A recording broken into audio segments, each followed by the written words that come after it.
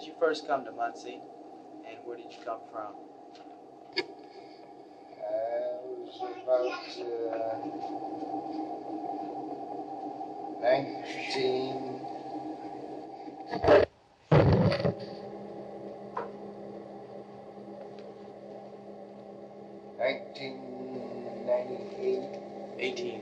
1898 and 20.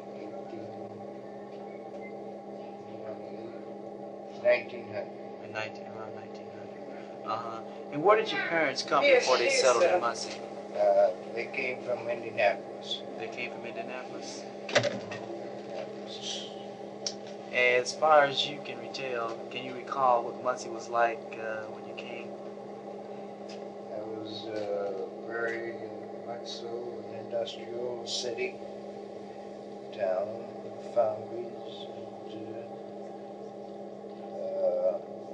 just an industrial city.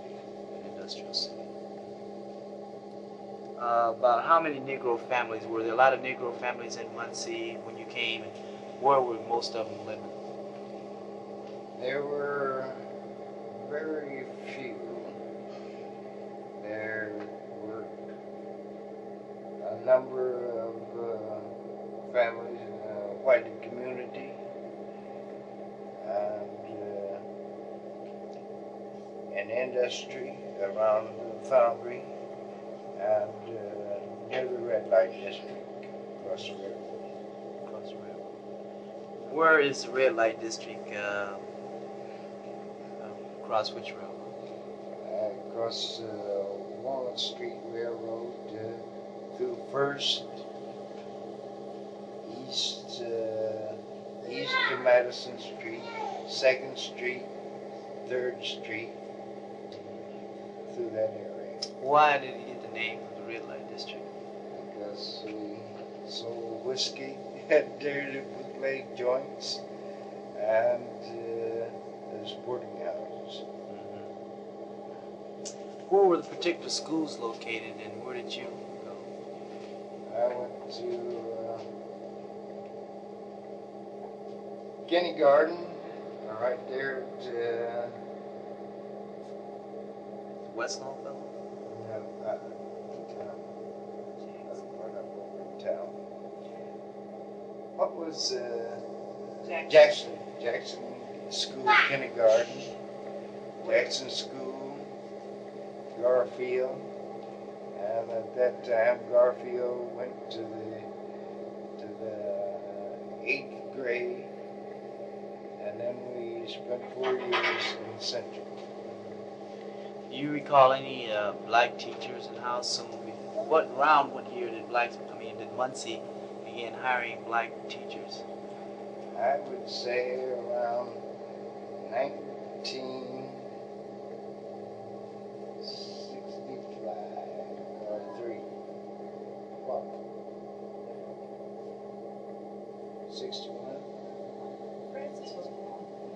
Geraldine. Around 45 or 50. Around 45 or 50. Francis who? What was her name? Francis Scott. Francis Scott? Now she's Francis Rowe. Who was the first teacher? The first teacher was Geraldine Finley. Geraldine Finley was the first black teacher. And where did she teach at? Longfellow School, where all the Negroes went. West Longfellow School. What particular problems did you run into in Muncie? Fire and in between, knowing all those years. Maybe you could talk a little bit about that. Maybe through your childhood, what kind of problems, what you experienced, and the kind of mental and emotional changes that you went through. We've always had a racial problem. Because the influx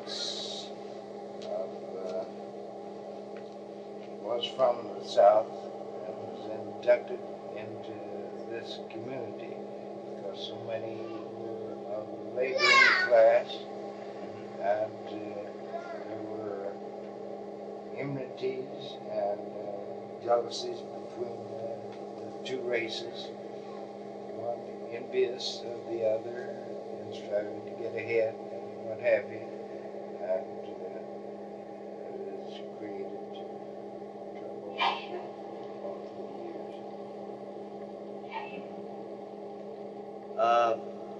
Again, in that problem, where did most Negroes work, and was it real difficult for them to get jobs, and if so, how did they overcome some of these difficulties? Well, they used to have labor wards for the labor men to pick up or go out and look for colored laborers at the wire mill, at the foundries, and Ball Brothers, because What were the conditions there? they were pretty rough. They got the last end of the stick. Last end of the stick, the hardest work, and least pay. Who were some of the first companies employing blacks? As I remember from child, Ball Brothers had some of the most employees, and the wire mill, Indiana Steel and Wire, Indiana Foundry, and Muncie Mill. That was all hard work. What about the social life of black people? Was it pretty good? Where did they go, and what kind of places did they go to? The majority, Always been black. They go to black functions. as there's no indication whatsoever there. They had church services and projects, and they had their little clubs to themselves. There were a few of the group that were trying to educate their children and give them a better start. Today, do you find it strange that in the past blacks have been segregated to themselves and only to do certain things and knew their boundaries? How do you find whites' attitudes toward blacks when they say, well, you've always kept me segregated, even though I'm integrated within a certain building or a certain area, but now I want to separate? How do you find that attitude today as compared to the old attitude of blacks and whites both? It seems like when blacks want to separate, then everybody's hollering, oh, look at them, look where they want to go.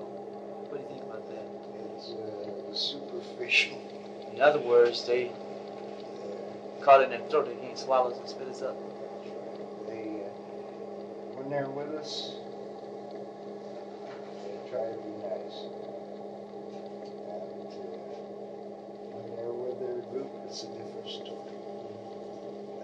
They're not men and women enough to stand up for their principles. There's a certain amount of this.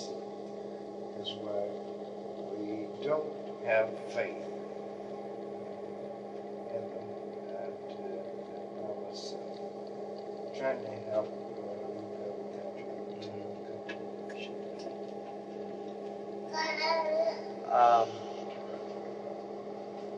So actually, one of the main problems that you find all along in Muncie is the good faith in black people has put their trust in whites who really have not paid off paper promises.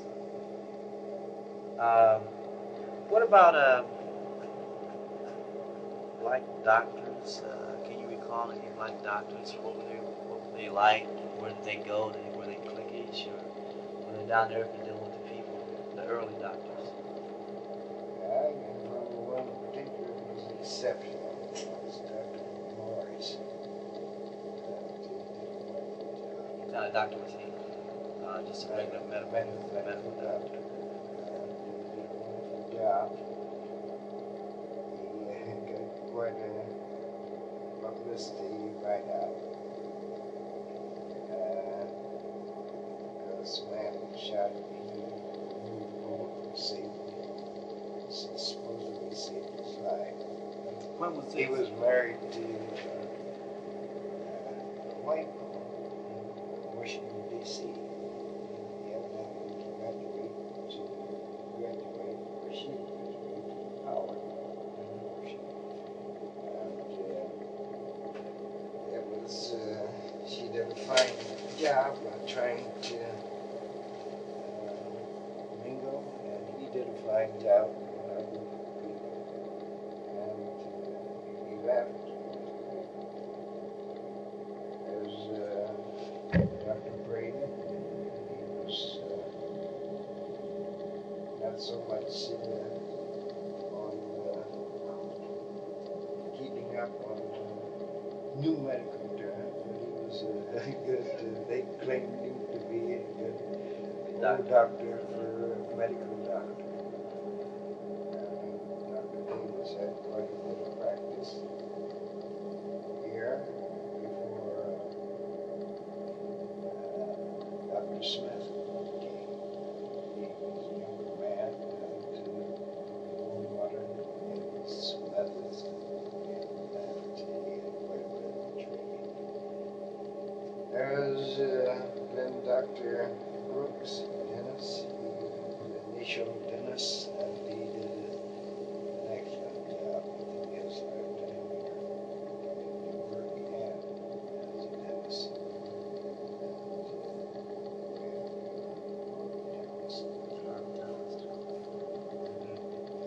What about policemen?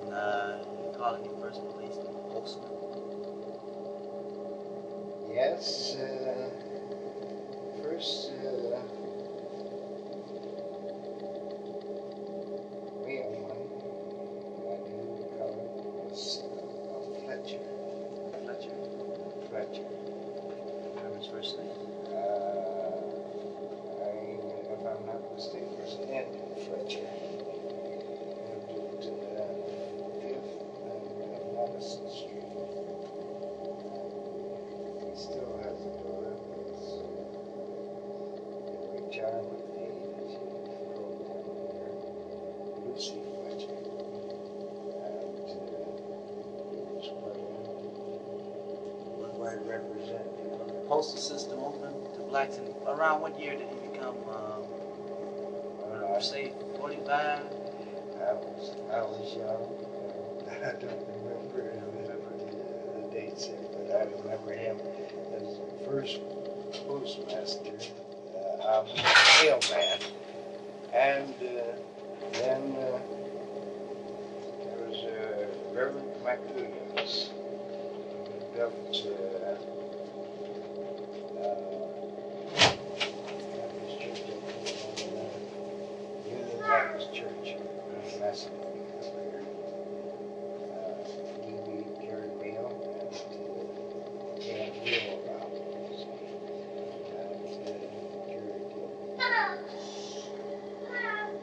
They built the church there, Union Baptist Church in Macedonia.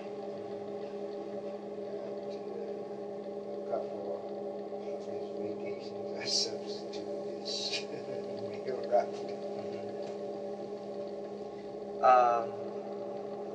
Again, what, because of their hardships, I can imagine what blacks thought about whites.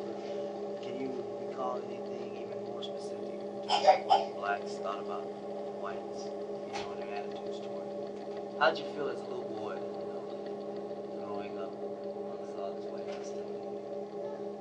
Well, the color didn't seem to make a whole lot of difference because they moved out. When did you become aware of it? Did your parents ever tell you anything? Deal with it? Did you develop that your own self? Well, we always thought it would make any difference what they called me, as long as it don't bother you. That's what they say or call you. It doesn't mean a thing as long as it don't bother you. If they do, why you take care of yourself. that's pretty rare because, like, a lot of parents would say, well, you know, you stay out of way of trouble and all this and all that. From a lot of people, I know my mother had a similar attitude, and she's changed.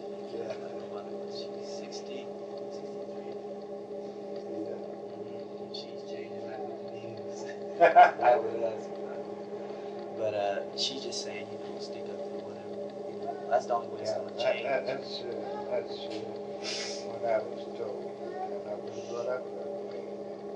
Can you imagine what's the fellow's name who's supposed to invented these jars and you need more people like him? What's his name? Ross Brown. Ross Brown. Mm-hmm. Could you tell me a little bit about him? Well, the only thing I can tell, he was a fine fellow. And he operated the skate here. He tried to do things for himself on his own.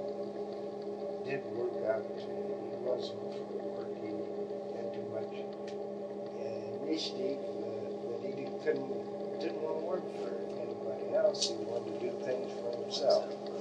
And then after, I guess he worked out the Bulls plant for a while, and in this riff, invented this machinery. I got permission from Ball Brothers to set it in to see if we would operate, work in operation. They didn't have a patent, and there were some few changes made. And Ball Brothers sent in got the patent, and they were ousted. And they left him to He's out on the street. on the street. And when he inquired about it being his patent, he was blacklisted from the job because of all his powers. Was there any rallying point that he could get from blacks at that particular time? Was there anything he could do to kind of dramatize the situation? No. We were all having a hard time trying to exist. And it boycotted him from a job where he couldn't work. His wife had to take a menial job to exist, where they have food and a place to stay. And he ended up in Chicago, right? Yeah. As a minister of the Baptist church. I forget what church it is. Leading church in Chicago.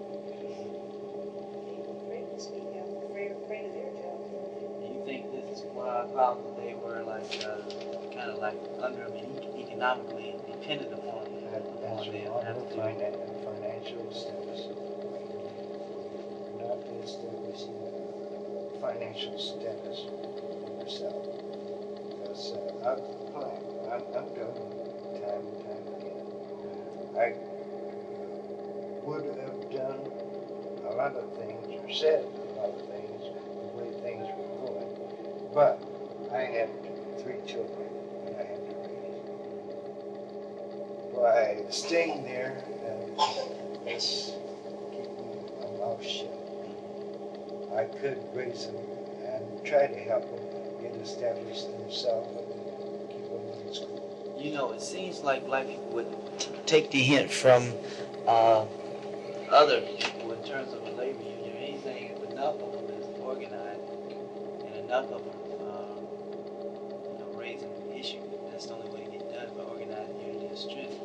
How come you think it's so hard for more of those Brown, his name's Brown, right?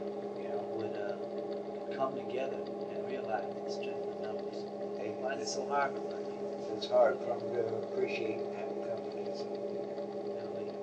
It's hard for them. They've been duped by so many of the con groups and everything. It's hard for them to really put confidence in the leader and go along with the leader.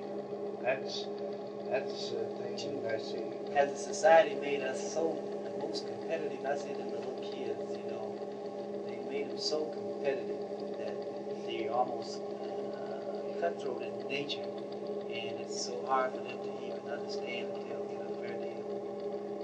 it seems like the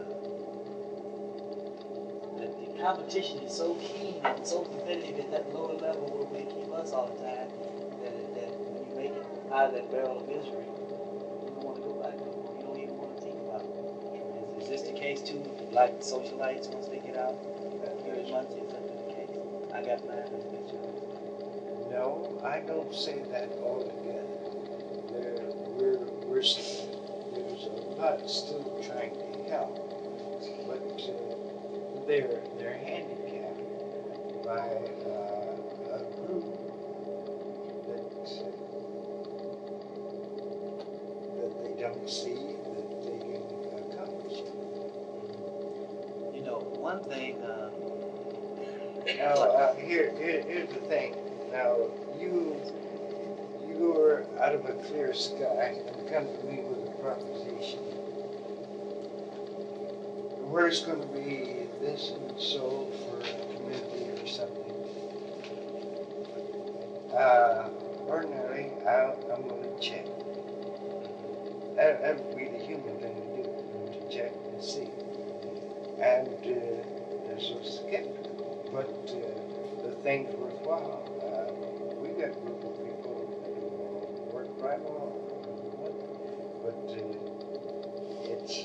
it's just a problem that we've been taken advantage of so much that we're skeptical of any projects that come up. Like a black person, an older person would wear a label with a young person, Uncle Tom, real readily because that often in front of my mother and said, well, you didn't do certain things. He said, yeah, and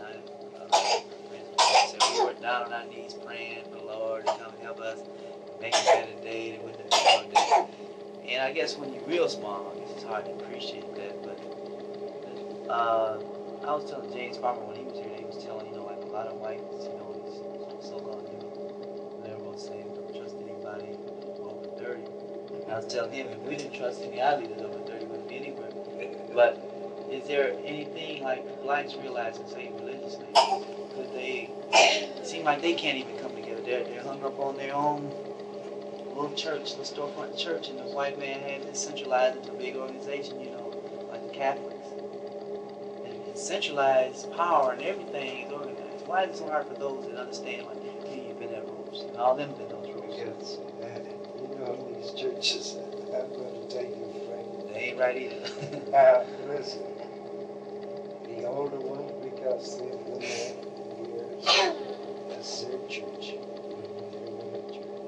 Look, youth coming in, work your heads off, yeah, we were here so-and-so, we built this and so-and-so, and they can't listen. They can't listen for the common good. They can't see it. They can't listen to youth or improvement programs, things of this sort. They're just in a mire. Okay, that's past. What about the future? Like white people said, a lot of them are saying that blacks can't organize. They're impossible to organize. Yes, they can. They can. It's been shown that in Black Panthers and Martin Luther King. They can organize. They can be organized. They can be organized. And it takes someone that they got faith in, and they'll go hook, line, and sinker. It's like, maybe an analogy if a man like Malcolm or like Martin Luther life, the line, and then show constantly, consistently show what they stand for, blacks and follow, but they've been sort of, like you said, doped so many times, it's hard for that. So many supposed leaders that they're questionable about going into this.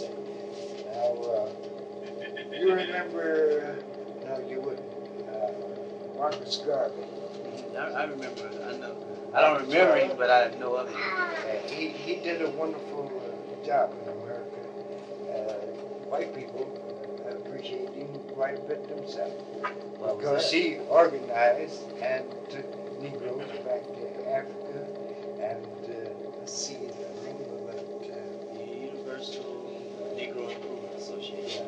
And the place gap in Africa now. Library. Modern library is advanced and everything. Did a wonderful job. And They framed him from what? yeah. A fraud. After he got them organized with the way people wanted Negroes back to Africa, and they gave them a lot of money so they could, and they did well. And then after they were doing so well, then they didn't like it. See, they thought he was a setup. See. What was the attitudes of blacks during that period of time, like around 1927, 28, 29, about Marcus Garvey, the average you can talk to? If you said a word against Marcus Garvey, Cincinnati,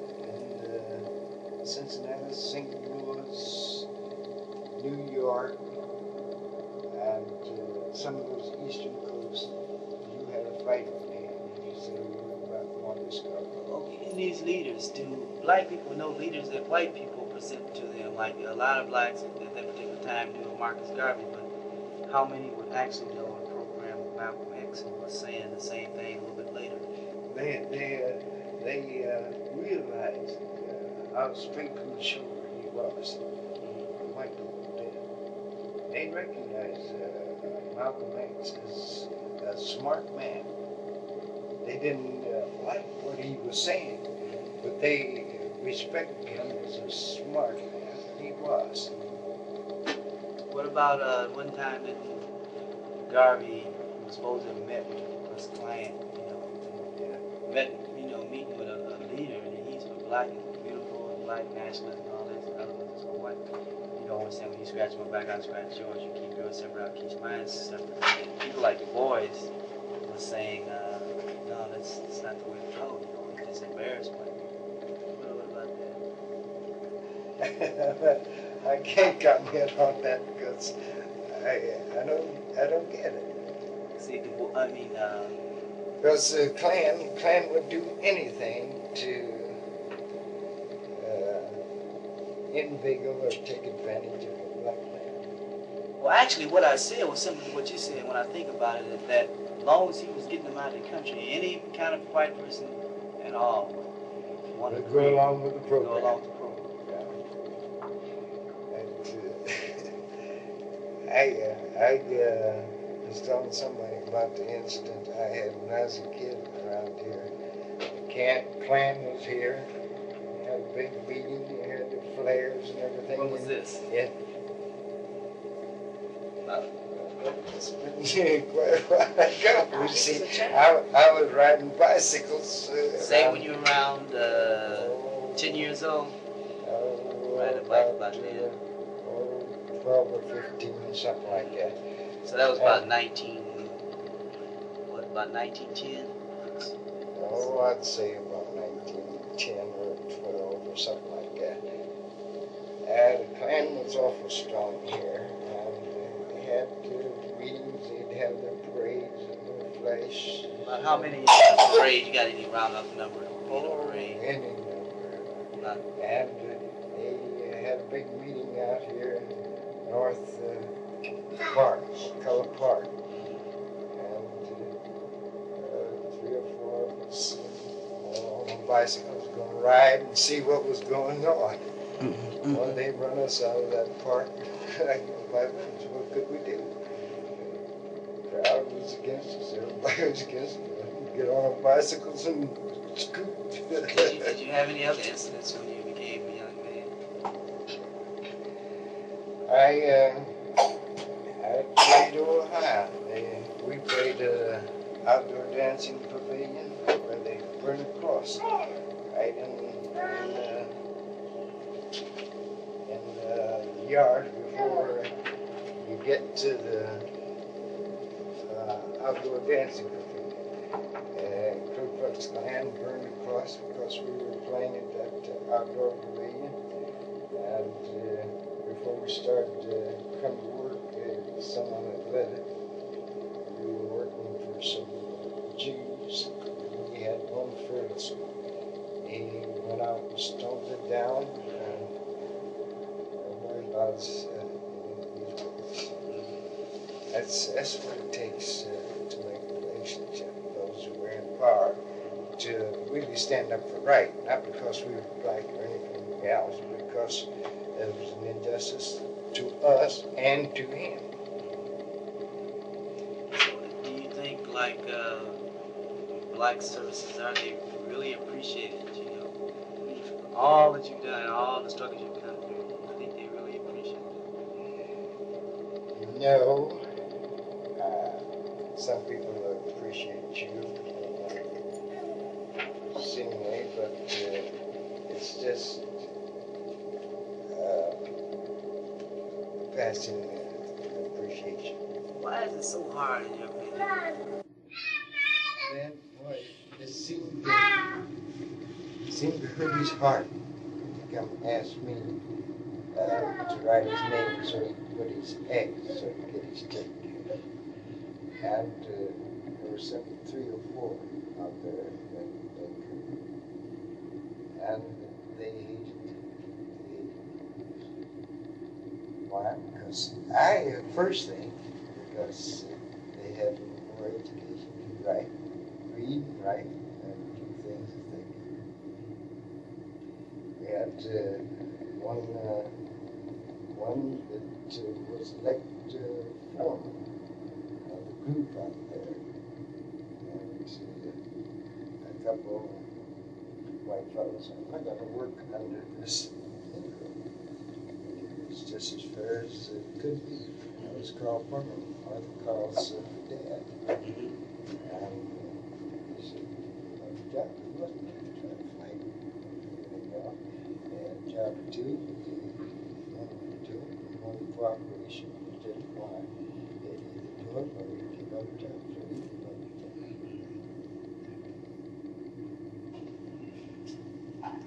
That's you talk about problems and coming through.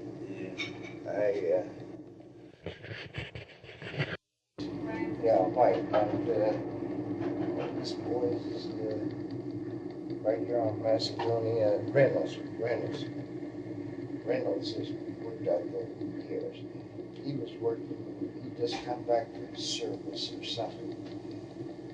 He was working loading cars. They had hired some white. We're not going to work with this nigger. He told me, if you want to work, there's a job for you. If you don't want to work with this nigger, as you say, get your butt on out. Anyway.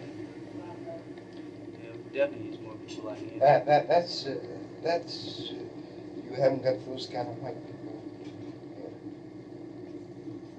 Now there, in Hawaii, there's 5 or 6 different races that are assembled together and they're getting along.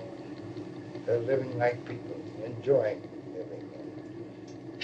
And here in America, 2 or 3. Then we go, why they look at us like we steal. Just a minute. Okay. Do you recall the mortician, Reverend Johnson? What was he like, or any incidents? One you were telling about his radio? He's a very energetic fellow. And I had the pleasure of working with him, I guess, about a year. He was a conscientious embalmer, very precise, did an excellent job in trying to serve people. He did a wonderful thing in trying to build a community relation for Weeks and Hampton, father of the mayor of 2 administrations ago, would lend him their equipment or anything else to see that he operated. And he lived up a very good road. Very nice.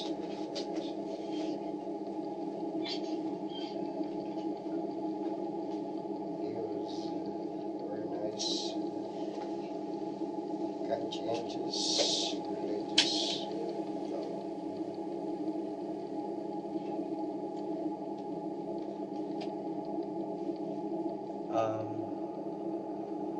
What about prominent Negro families?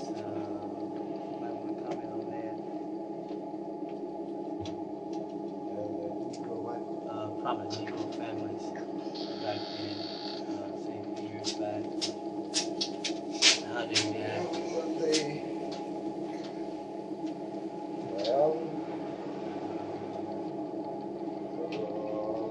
Robins, they had barbershop. They catered to white only because that's where their most money was. Robins? What was the first name? John Robins. John Robins. What was the shop? It lived on East Main Street. East Main.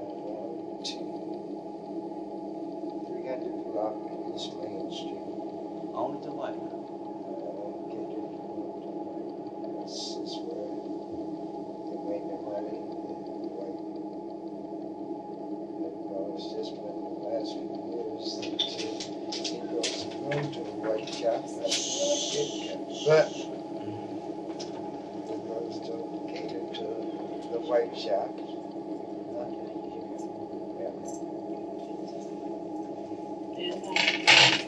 Because they seem to cut their hair the way they like it. Just Okay. and that's the only reason the Negro goes to a white barbershop to know that he can. He's an American citizen. If he wants to, he can get the service that he's entitled to as an American citizen. That's right. How big was your family? Maybe you can comment on some of the people in your family or your wife. She was telling me something about a Hattie, what was her name? The librarian at Central State Library. Helen Q. Brown. Helen Q. Brown. That was her wife's great aunt. She was quite an elocutionist. Which is a public Speaker. speaker. And she traveled all over this country and Europe, making speeches and soliciting funds for Wilberforce, as it was known at that time. It was a Methodist church school at that time. And in the last 6 or 7 years, let's see, about the last 10 years, Ohio State was taken over and they call it Central State. But they do still have a theology. She lived to be about 100. Yeah, she was close to that when she passed. And they have erected a library, a memorial to her, calling it Helen Q. Brown on the campus there at Central State. How long was she at Central State? Because the reason I'm interested in this was W.E.B. Du Bois taught for a little while at Central State. Did she ever speak of him or know him personally? Well, I just married just about 30, and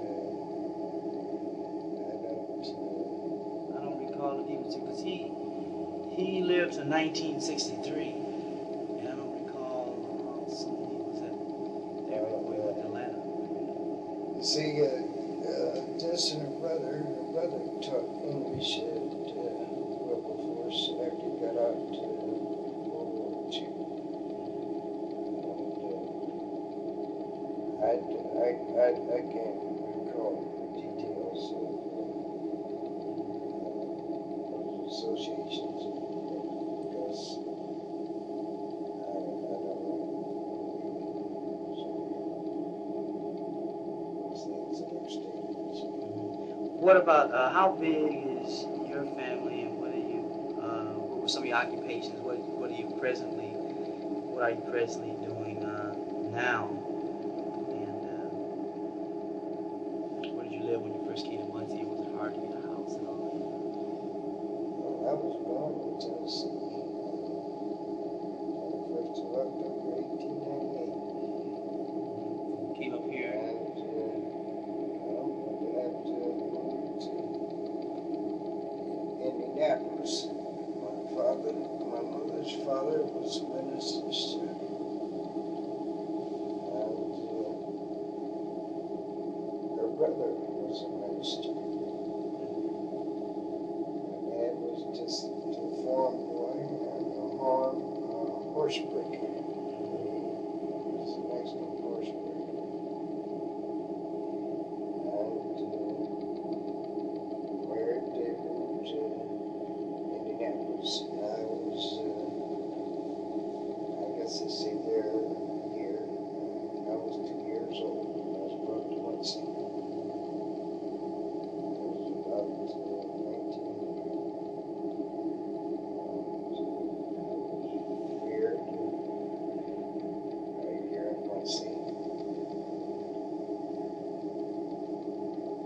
I had to fight most of the battles.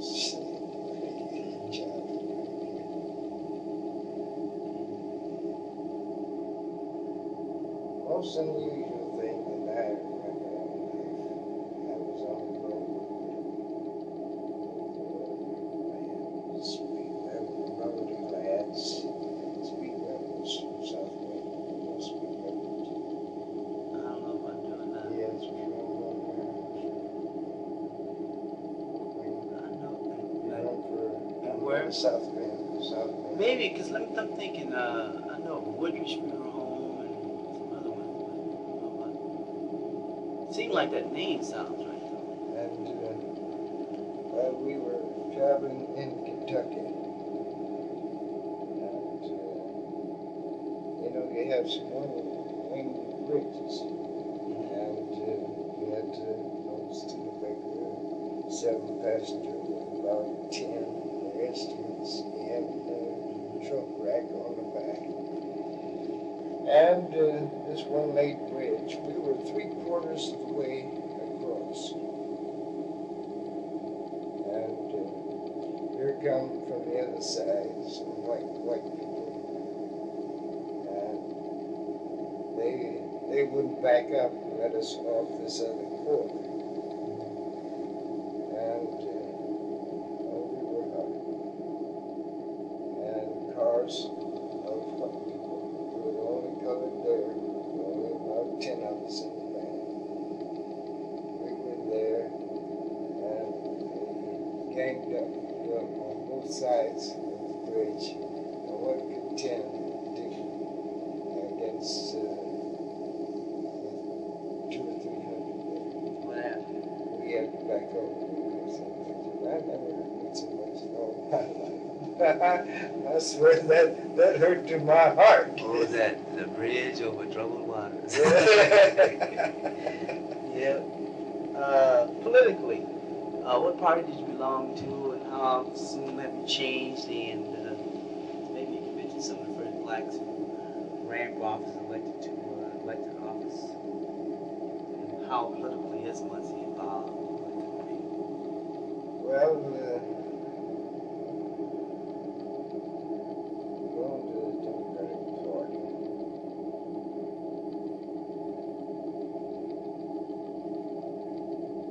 Muncie's not, youth is not involved as it should be. I'm fighting for youth to take the initiative as precinct committee. Get experience with weak people and help them get established formally.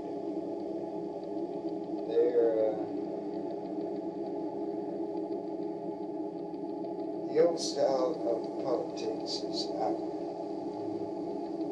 This youth is thinking. They're thinking of policies, advantages, opportunities for the youth and their kids. We still got that the old type, go around, drink the pool, take that drink, I'm so-and-so, and you're going to get a vote. That day is past. American Negro is thinking a little better.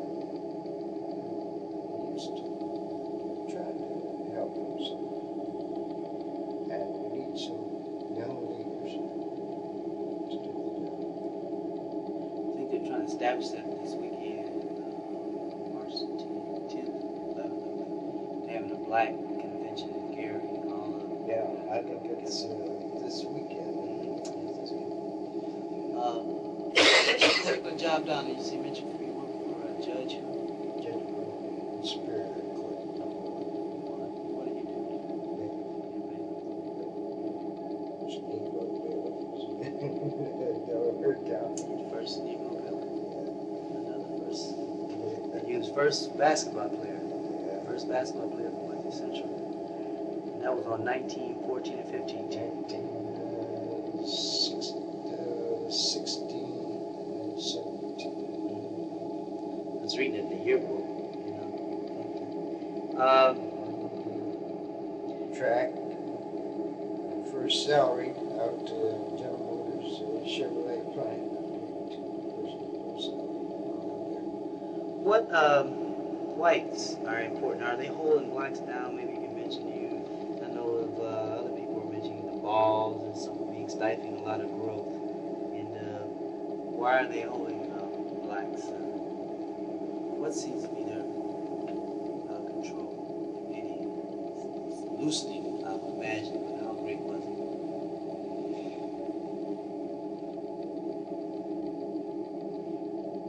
Their money controls things. They had a similar attitude that whites with money they had to control.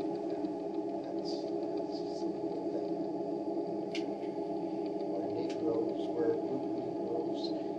You go to South Carolina, North Carolina,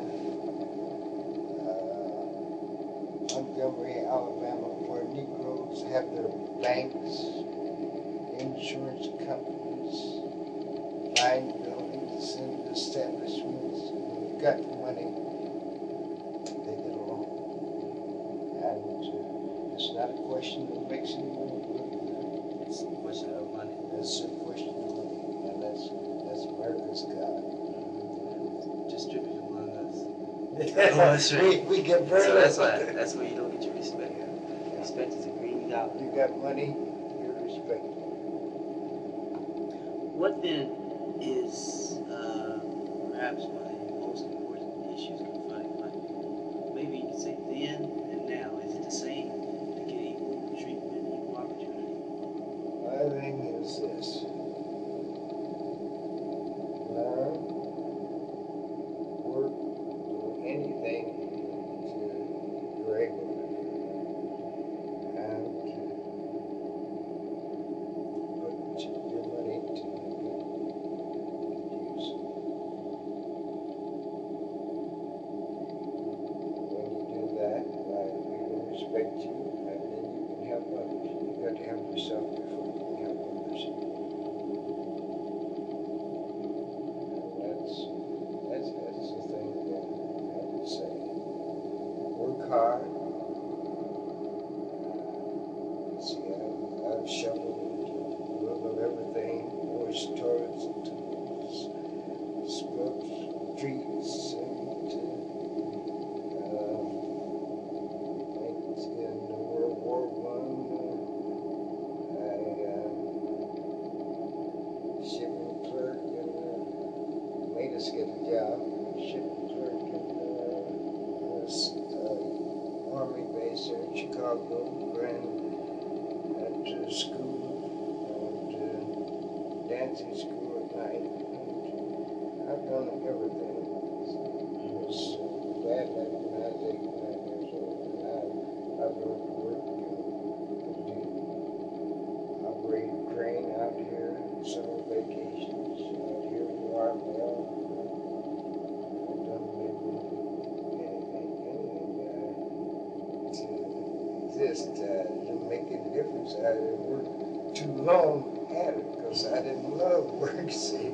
But I worked to get what I want. But now to use things people are supposed to give them. Just because you're here, that you're indebted to them. I was taught and had to work when I got it.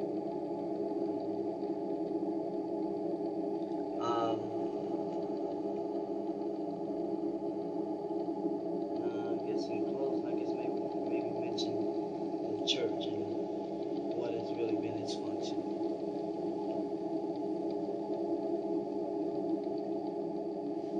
Well, I'm not a member of the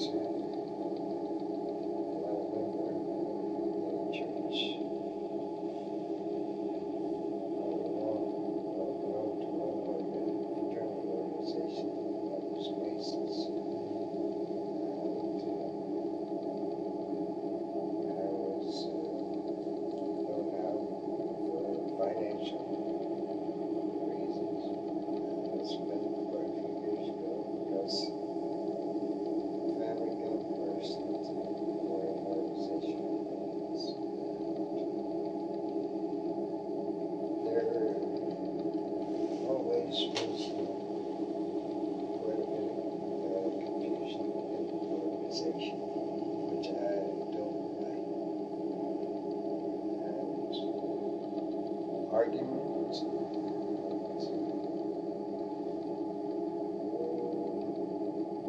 difference, unnecessary differences that create an unhealthy situation in these organizations of the church.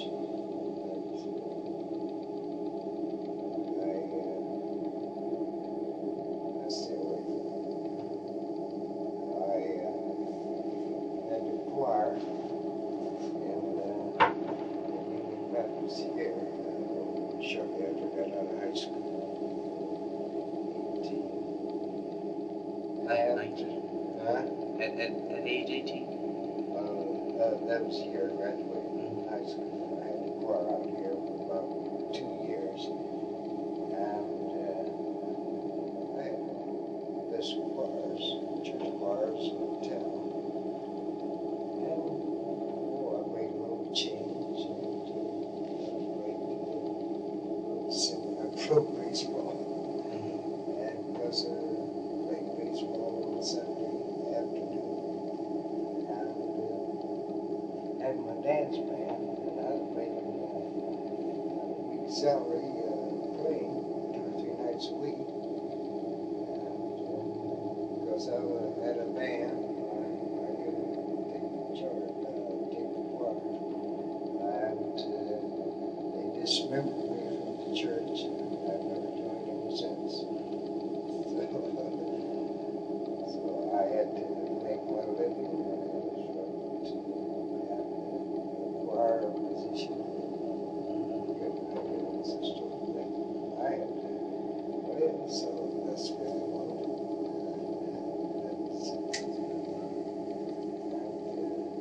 That's what I found in churches. So much petty jealousy and feuding between themselves. And I don't care to be bothered. And we take oaths to do things, and none of them they won't do. I'll tell you frankly, I guess I may be a little oddity, but young kids get married, people get married, they take these oaths. How frivolous are these oaths? Through sickness, death, honor, obey, until death do us part. And how many live up to it? It's a mockery. Listen, I shed tears every time I go anymore. I do. I stand I don't know what the answer is. What would you like to see, though? If you could see just one thing, what would you like to see, or how would you like to, if you had a possibility, a chance to do something, what would that be?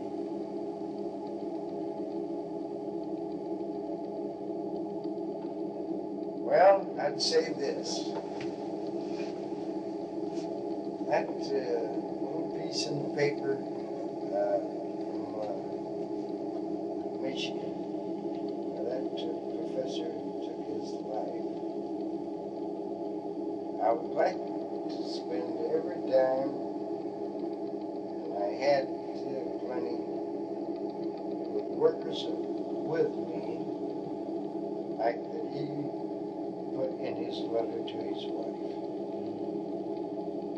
To work with me till he had a program, and he was working, trying to do a job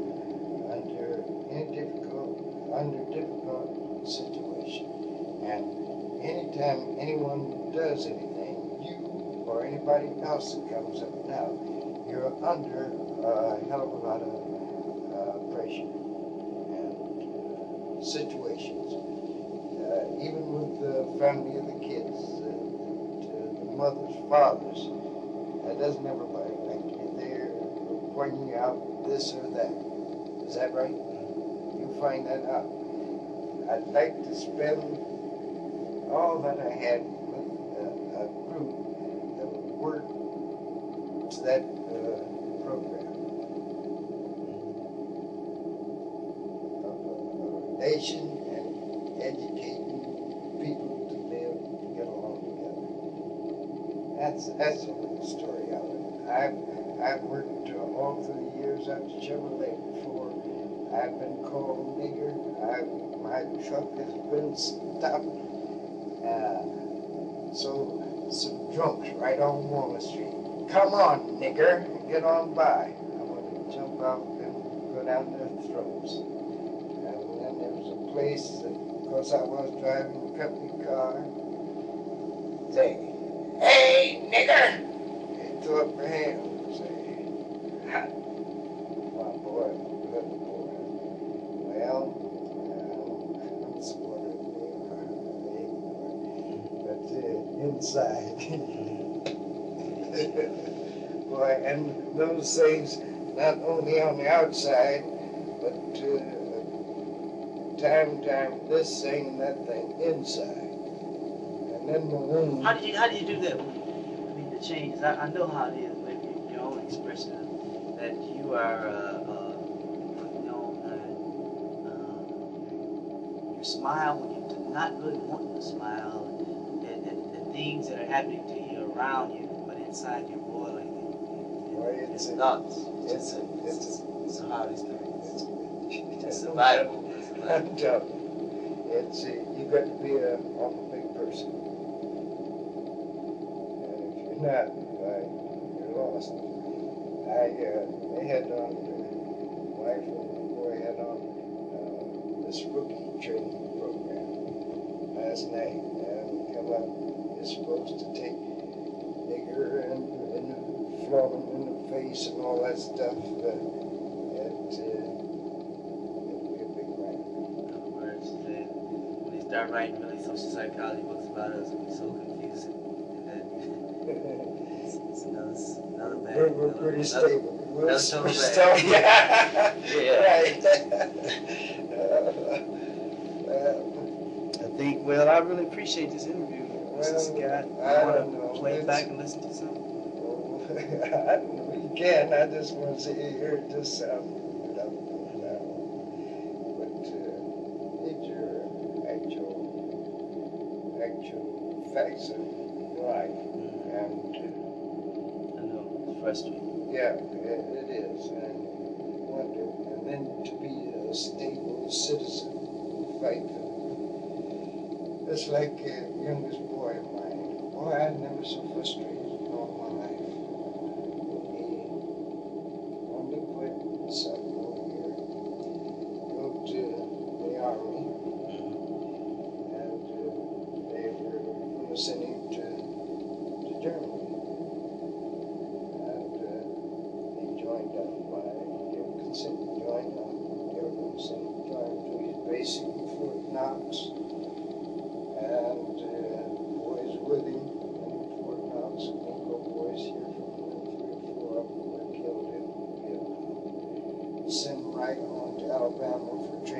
right on to Vietnam. Sent him to Fort Dix, New Jersey. His rating was among the top 4.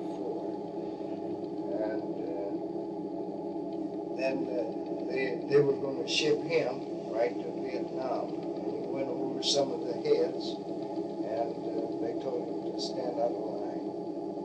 And they told him to come and see them.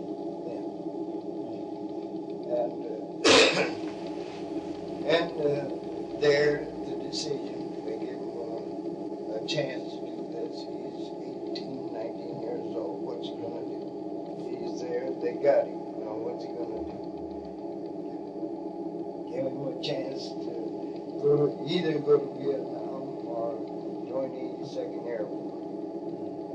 They joined the 82nd Airborne. They sent him to Georgia. Place in Georgia for his parachute jumping training. Rated high there. He's Spec 4. They sent him to this engineering school out of Washington, D.C. for 8 weeks after he finished his airborne training. And after the 8 weeks back. Last year, I don't remember exactly the time, 1917 or 1918, English teacher here had been falling out of high school. She and me write kind of history of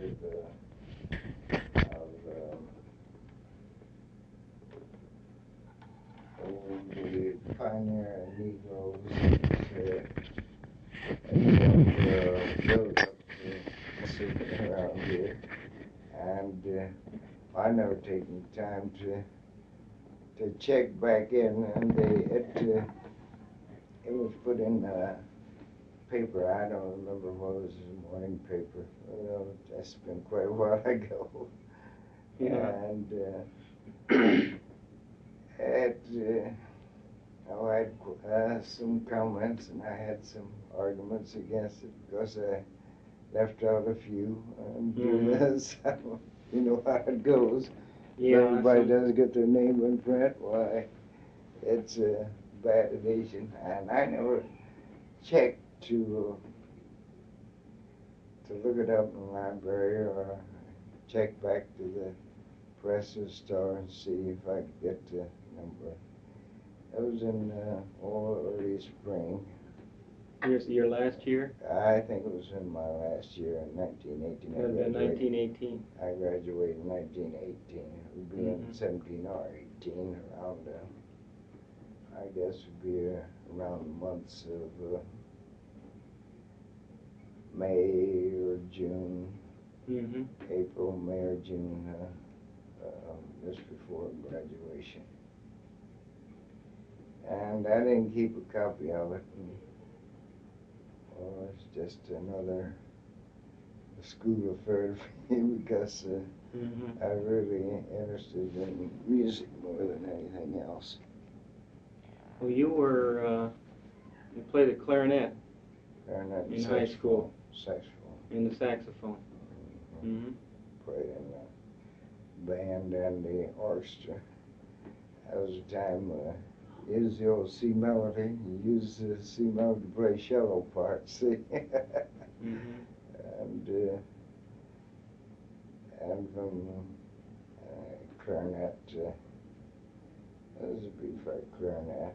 Of course, that time they used to have soprano saxophone, B-flat. Oh, yeah. And there's been quite a few changes. Well, did you play in? They have a high school band. Yeah, I had a high school band. Was it a marching band or? Yeah, they had a marching band. Well, it's we call it a marching band, and it wasn't equal to the marching bands of today, but it was a band that they had and orchestra.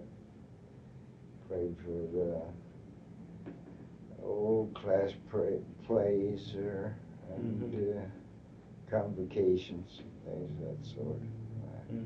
Play. Did you follow your musical interests up after you got out of high school? Yeah, pretty much so. I was on the road for about, I guess, about 15 years. On the road? With the dance band. Hoosier Melody Lads, we formed a band out of here. And, the Hoosier Melody Lads? Hoosier Melody Lads, and then Speed Web, Willie Austin, and when I came back home, I had a small combo. Well, I did a 10-piece combination at first. Played at the Indiana University frat dances and up Valparaiso. Was it your band? Yeah, Scotty and his Merrymakers. That's what. What was it, Scotty? Scotty and his Merrymakers. Scotty and his Merrymakers. When was that? That was, I came back from the coast about, it must have been about 1930. 30, 31, 32, something like that. I had my own dance band. Well, now, when you went on the road, was this right after high school? Well, it was short after. That was about 22 or 23, something like that. I went out to Ball State, I guess about a term, but I was going to specialize in, it was a normal then at that time. And mother wanted me to go out there, but see, I could make money on the road, and most of what I was taking in school there I had in private tutoring, see, so I took advantage of the opportunity to go on the road and play. Well, did you, when you were first with the band, then it wasn't your band to start with? No, it was a group of boys that from here, Peru, Indiana, and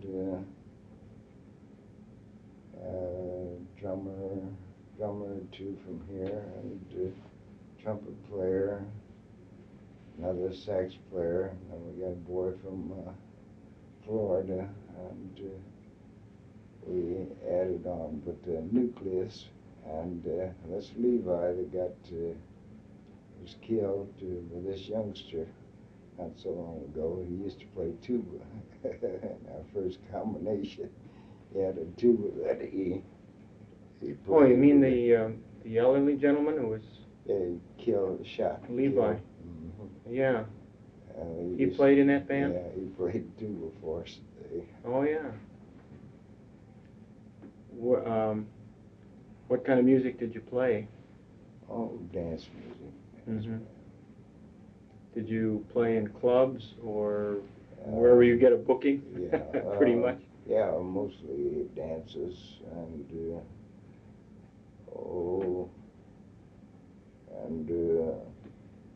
dances and college fraternity dances, things of that sort. How far did you range? All over the state. Did you keep coming back to Muncie, or did you just stay on the road? And we stayed on the road pretty much. We occasionally we'd be booked back in here. We were out on the coast, and we played. We really started big bands operating out there, and then we had an exceptionally good combination, a good band out there, and you know how musicians are looking for, each one's looking out for the best opportunity themselves. We lost a a lot of our key men, other bands, and it kind of broke up our combination. Mm-hmm. Well, in those bands, then, did you play the sax? Yeah, You played the sax.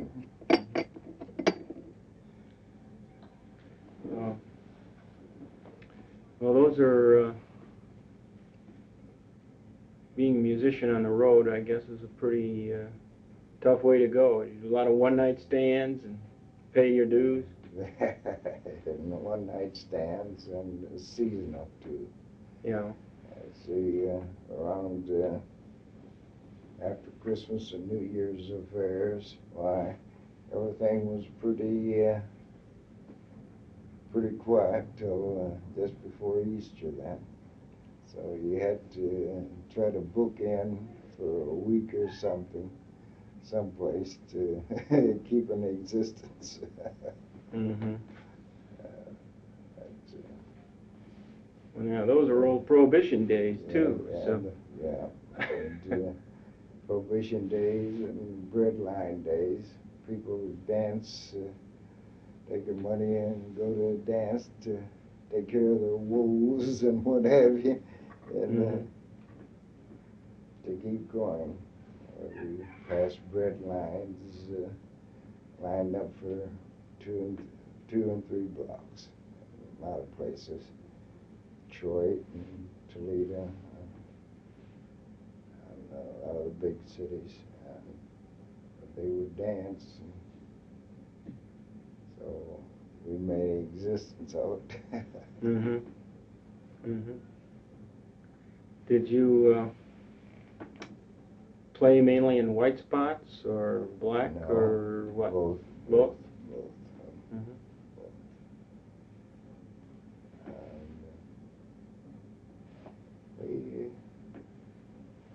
It's a very interesting life. Just like the kids who can't understand now. The sacrifices you got to make with a group and work together too. Get something accomplished. It takes some work and cooperation. Mm-hmm.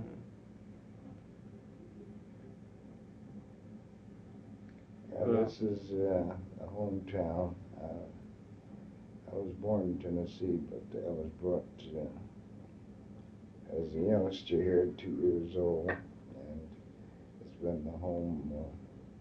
This has been the hometown ever since. Mm-hmm. What year did you come to Muncie then? That would be telling. 1898 must have been 1900. You were born in 98 in Tennessee. Right. What town? In the country. My grandfather was a farmer.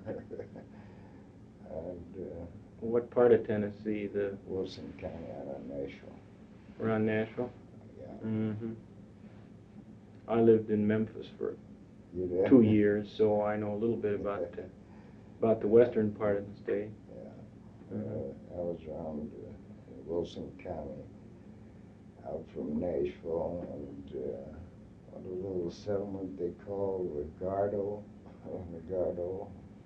Mm. Yeah, I those, remember that. Yeah.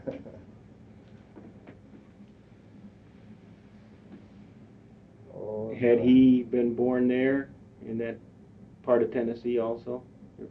Your family? Yeah. Well, yes. My mother and my dad were there. My grandfather was a minister and a farmer there, so he had his farm. Your grandfather? Yeah. Mm-hmm. Now,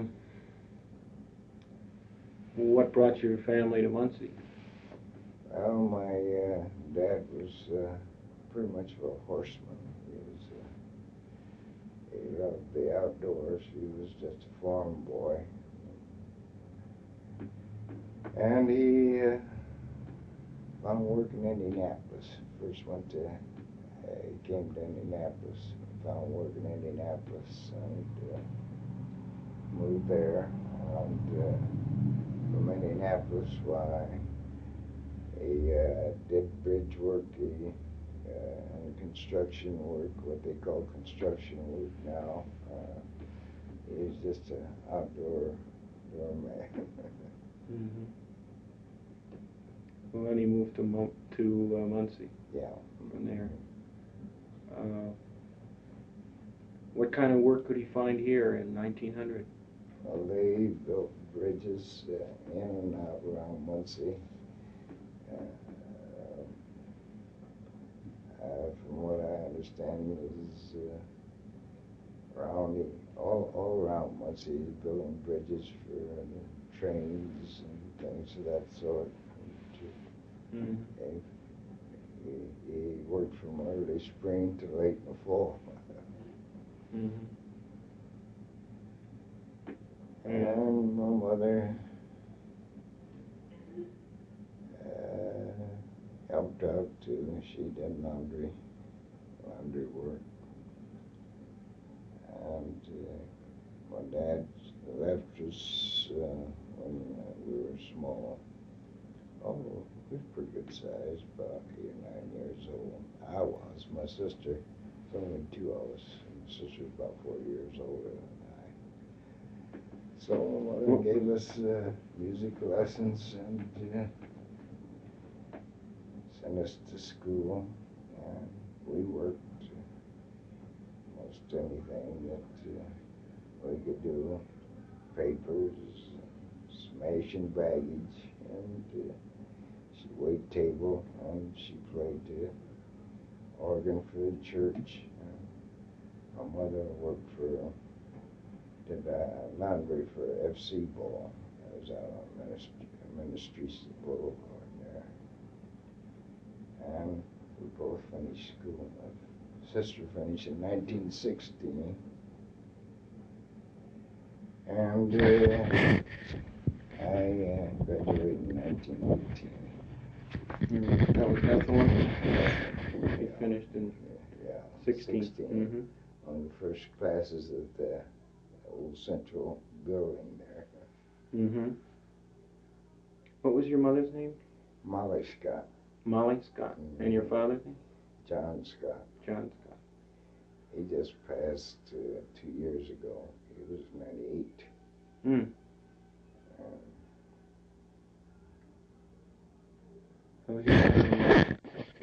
Did you have jobs while you were going to school then? Oh, yeah. Starting what was your first job? First you remember? Job, well, sold papers, summer vacation, carried water for the Curtis Green that is a brick mason, colored brick mason, put in Kilgore Avenue there. What was his water, name? Curtis Green. Curtis Green. He was a Negro brick mason. Yeah. Mm-hmm. And he had a crew that put in Kilgore Avenue. And I carried water, 50 cents a day. How old were you then? Oh, I was 10 or 12 years old, or something like that. 50 cents a day. Mm-hmm. And I worked out Hemingway's and summer vacation, Ball Brothers, Hemingway? And in schools, I worked pumped the organ down to Grace Episcopal Church. I see they're gonna dedicate a new pipe organ down there Sunday. Yes, there. yes. And you were the one who used to sit behind and run the pedals. And they had quite a organist there and quite a choir. And I went to church and Sunday school there. And, did you live near there? Yeah, at that time we lived there on Grant and Seymour, right across from the Warner Gear garage there. For some old factory until the last 4 years, and it sold to Warner Gear. It's not a symphony club, it's I forget what they call it now. We sold the place to them there. And living out here now. Hmm. You lived there until yourself on those two corners for some 50 or 60 years. Corner of Grant and Seymour. Yeah, right across from one of their garages. What was the address? 600 South Grant. 600 South Grant. Uh-huh. Well, you, what did you do during the school year when you were in junior high and high school? Did you work then too? Yeah, I would work all the way. Had to work to eat. Yeah. And of course I got my play in. That's the way you arrange things. Participated quite a bit in athletics. Mm-hmm. You ran track? Played baseball? Baseball and basketball. Mm-hmm. And football. They didn't allow that at high school then. One or two of the boys got hurt and the parents had some influential parents had it outlawed because a couple of the boys got hurt. Oh yeah? So, you mean Central didn't have a football team? Yeah, no. We played soccer. All the time while you were in school? Yeah. When? And, on the outside, why, they had a team. Avondale had a team, and we had competition all around. All Mm-hmm. around. I played football.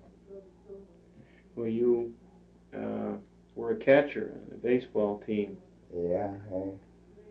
That's,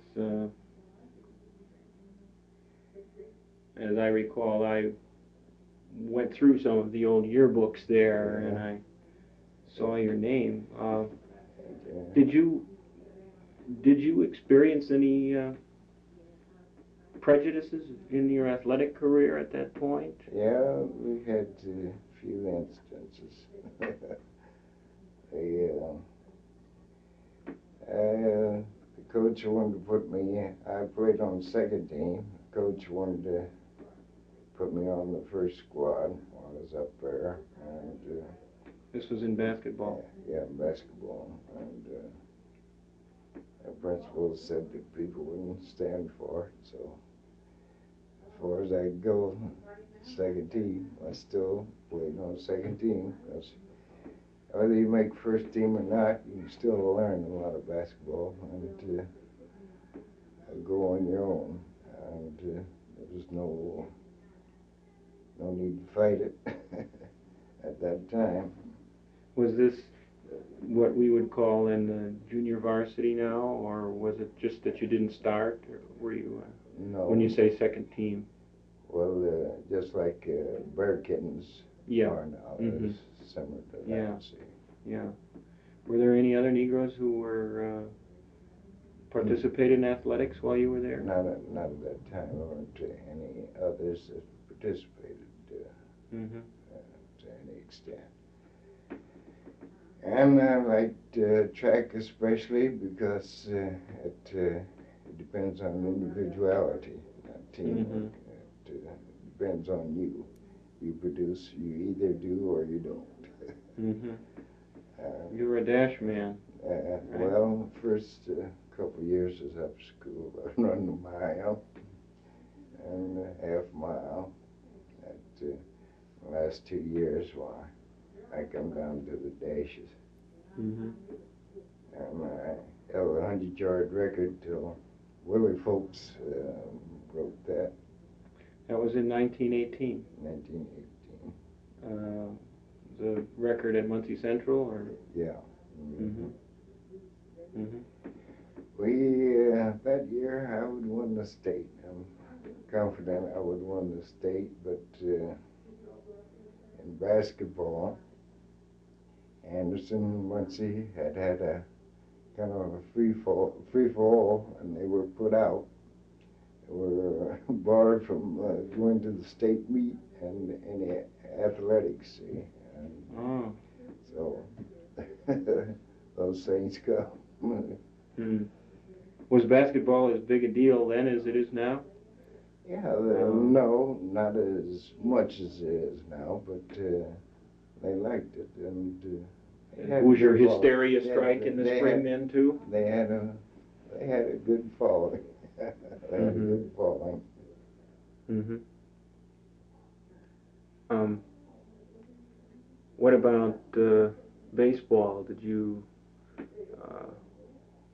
You apparently got to play there. Yeah. They yeah. didn't have much choice. There's a little fellow around here now that used to pitch. He was Harthen was his name. Harthen? Harthen, and he used to pitch, and I caught him. I'll see him up around town. When the weather gets good, he sits around there at the bus stops and what have you. Yeah, Scotty, how about 9 innings today? A couple of innings. The old Supo and crank down. Yeah. Mm-hmm. Some pretty nice times, and incident on the track team, had one going over to Anderson.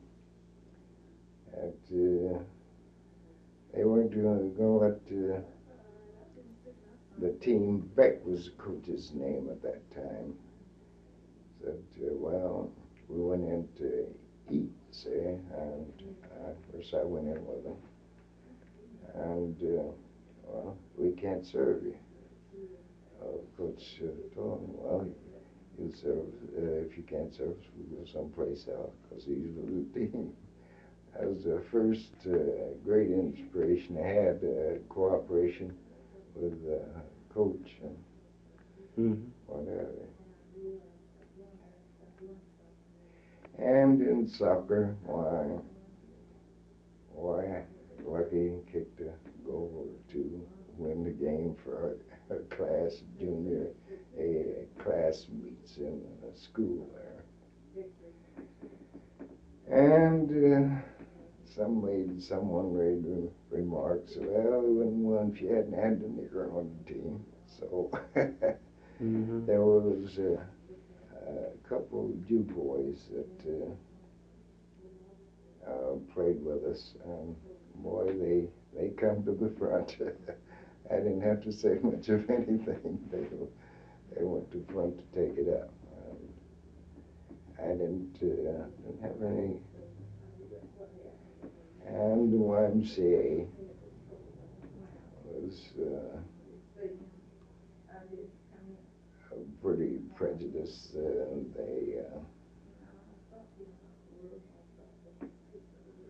I could practice down there occasionally, or playing a game or two that they would have down there. But they formed a bowling league at the school, and they wouldn't let us play because they took their bowling out to Ball State. It was normal then.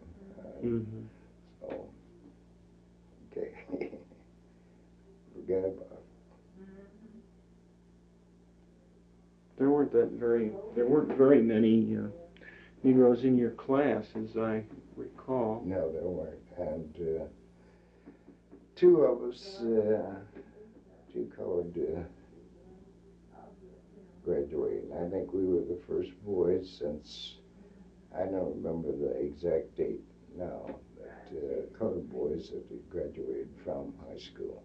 That was Grovell Peel and myself. Grovell Peel, right. He was in your Grovell class. Peel and myself. And he was excellent in woodcraft. He was very smart. And when he got out of school, why, well, as a pattern maker, they, I don't know if it was Broderick's or what, he couldn't finish it, so he started doing something else. But he was an excellent woodmaker, pattern maker and woodworker, and excelled and a nice student too. better student than I was. I just got by. Yeah. I can imagine that what was working, playing in some athletics team all the year round, you didn't have an awful lot of time left over. I seen many times we class studying, and I was catching a nod or two. And this man was after 3 of us had to work, make ends, arrange to make ends meet, and what have you. Mm-hmm. And where did you take music lessons? I took from private instructors. Mm-hmm. First started for a clarinet with a drug clerk. I worked at the drugstore. They served meals at noon and evenings till work about 10 o'clock. Pelham. He was a... Pelham? Yeah, Pelham. He was a druggist, pharmacist. He worked in Ice's drugstore. He played clarinet, and he started me on clarinet. And then I took from Graddick. Harry Graddick. He used to be out to Normal. He was a Cuban. And he was exceptionally good with reed instruments. And I took piano from the Catholic sisters. That's where I started. We had old organ, and we started our music on the old organ from Catholic sisters. It lived about 4 or 5 blocks from the Catholic. At St. Lawrence? Yeah, St. Lawrence. Mm-hmm. And they were very thorough on precision. Mm-hmm. Mm-hmm.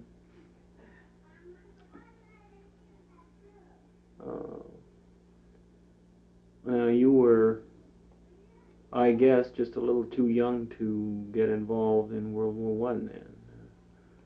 I graduated in 18. Had a ROTC at high school that year, graduated. And worked to Hemingway's and left in the fall, and had a job there in Chicago playing theater. In the, pardon me? In the theaters on State Street. In Chicago? Yeah, they made all musicians get a job.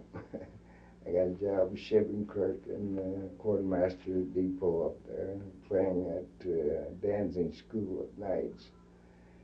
And when the armistice, I was to go the next week.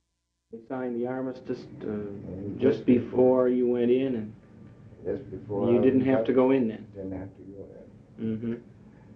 So, and they don't want me for World War II and North Korea. Mm-hmm. Mm-hmm. So I've had, came back off. There's been so many changes in music. They come to orchestra musicians left the theaters, and musicians were playing at theaters, crowded the dance field. And because canned music was coming in with the movies, and so they said people didn't have to dance, but they do have to die. And one percentage, and Patterson, funeral home, I worked off and on with him for about, I guess, 8 or 10 years when he was in the park down here. He had a place there. This was in the 1930s? But yeah. After you came back? After I came back. Mm-hmm. And did you continue to play? Yeah. Yeah. For dances and things like that too while you were doing that? I was working with him in commission and had a small combination, 6 or 7 piece band. And so, well, and I'm married. Child will come along. I got to grab me a job, any old job. But I worked at Sears. I had charge of the maintenance there when they built the new building now on Walnut Street. That was, and I stayed there a while, and I went to Broderick's. As the Korean War, I think, come up about that time, about 40, 39, 38 or something like that, 39, 40. That'd be World War II then. Yeah. Yeah. And I grabbed a job out to Broderick's on crane. I operated crane sometime at summer vacations out here at Warren Mill. And worked out to Broderick's. One of the fellows that was operating the crane, why, he was inducted and he didn't pass, so they were going to put in another crane, but I couldn't wait for him. I got a job once a year. They were doing war work. They were making boats or anchors or refinishing anchors, and well, I put in a lot of time there. And then things slowed down and went to Chevrolet. And That's after the war? no, during the war. Still during the war. Yeah, and I put in 23 years out there. First one out as just work, just job. See, last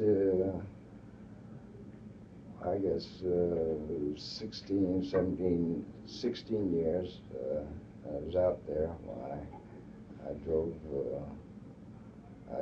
for company cars and airports and trips out of town, and banking and express and mail. Yeah. So they put me on the street about 6 years ago.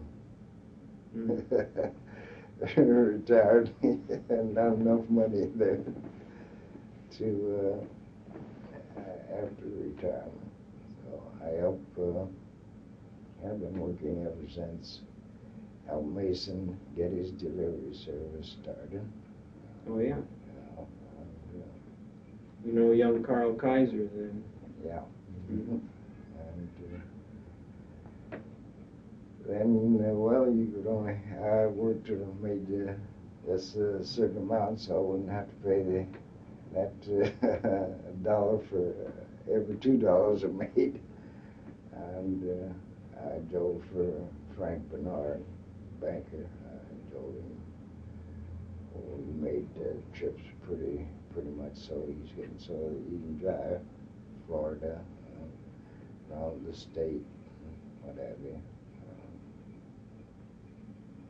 And production too, had a job there. I stayed for a while, and now I've been bailiff up to Judge Peroni's court for 2 years this past January. Mm-hmm. Mm-hmm. When you went to work for Muncie Chevrolet, were there many colored workers there then? Yes. There were a few. I just began to have openings for a few. Most those jobs were janitorial and the heavy duty jobs. Mm-hmm. Bob Foster, he came in after he graduated. from high school. He was president of the first one colored person, president of a class, and the only one that I know of is still now. President of class? Yeah, at Central. At Central? This is Bob lives up the street here? Yeah. And boy, it burned you. And Bob was an exceptionally smart boy, nice fellow.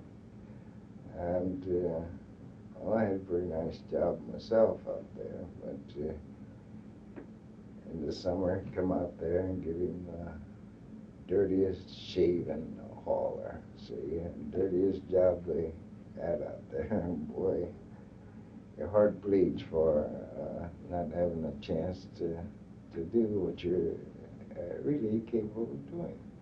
Mm-hmm. And both there's a loss to two sides of that. There's a loss to the factory. There's a loss to the man, mm-hmm. and not using what talent he has got. And anybody without any education whatsoever go out there and haul shavings and dump them back routine. Mm-hmm.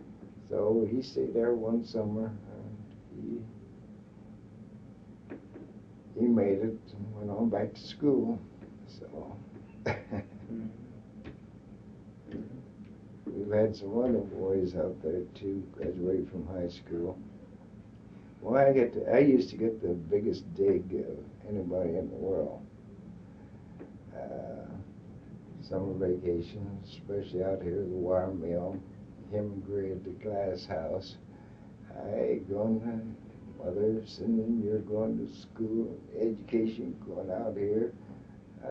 3/4 of them didn't have any education to come up, and they were just industrial workers. Hey, going to school and come out here doing the same thing we're doing. Gee, what are you going to school for? No education. Boy, that rubs deep, if you know what I'm talking about. Yeah, I do. Yeah. Why bother? Yeah, I say, why? They're making the same money that you are. Why? Why bother to go to school and get an education? But my mother wasn't that way. She wanted me to go on and stay in school and go farther, but I saw there was no need of me wasting what I had and take advantage of making money while I could. Mm-hmm. You're not sorry you went on the road? No, not a bit. Because traveling is an education itself. Mm-hmm. Meeting different people. Oh boy, we got a world of experience, all kinds on the road. Well, you came back to Kentucky. Muncie, though, when you were done. Yeah. Mm-hmm. You didn't get lured by the lights of the big city to stay Don't care somewhere for else? big city. Don't care for it. It's the fickle city. Mm-hmm. Nobody cares. That's practically the same thing. You get with a certain group, and you're infiltrated in that group, and you lose sight on everybody, and even your own neighbors in the city. Mm-hmm. Mm-hmm. Well, now, Muncie hadn't exactly thrown its doors open for you, but you did come back. Yeah, What brought you back here, especially? Just first place, wanted gear at that time before they expanded out on 32. They wanted to buy my mother's place. My mother was there by herself, and nobody to help her with the decision place. I didn't want to offer anything what we had, so there was no need for her to sell because she had no. So that's first. That's the main reason I came back, and after I did come back. Why? Well, you can find avenues if you got a little, and if I've always found an avenue, a way to make it. It's pretty rough sometimes, but if you want to make it, there's a way to maneuver and make it. And I worked for myself. I had my car, made trips, drove, made trips for people. Didn't too many have cars, and they'd want to go out of town, played a little baseball, and semi-pro. Well, it didn't make a whole lot, but made enough to pay car and live off of, see? And hustle, taxi around town, and things that sort. There's always a way.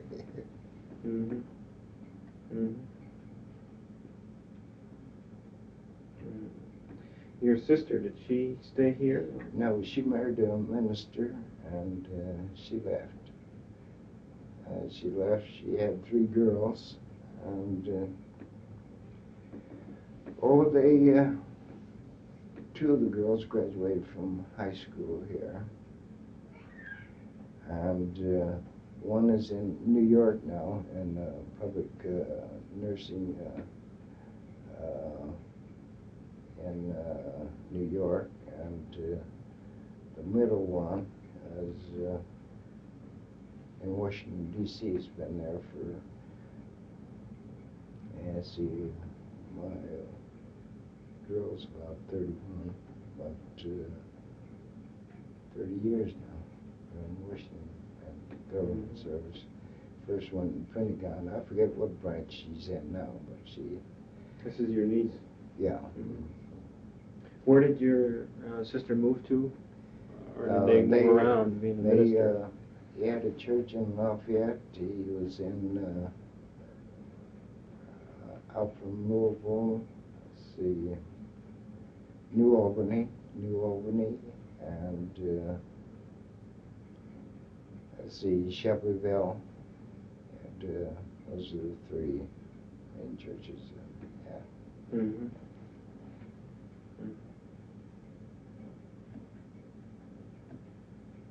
She died what we call pretty young, and my mother and I helped quite a bit with the girls, the 3 girls that she had.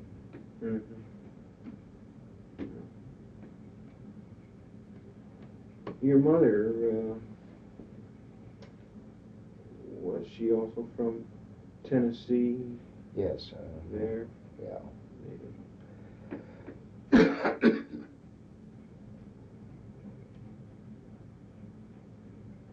She sounds like a kind of an inspiring figure for you. She could manage, and good, a little education with good common sense. That beats all the education in the world that you can get. Like this old plain common horse sense. And she was quite a manager. She was a state officer in Eastern Star when she died. She was very, very determined and very active in church in her lives and her family. Well, which church did she go to? Calvary Baptist Church.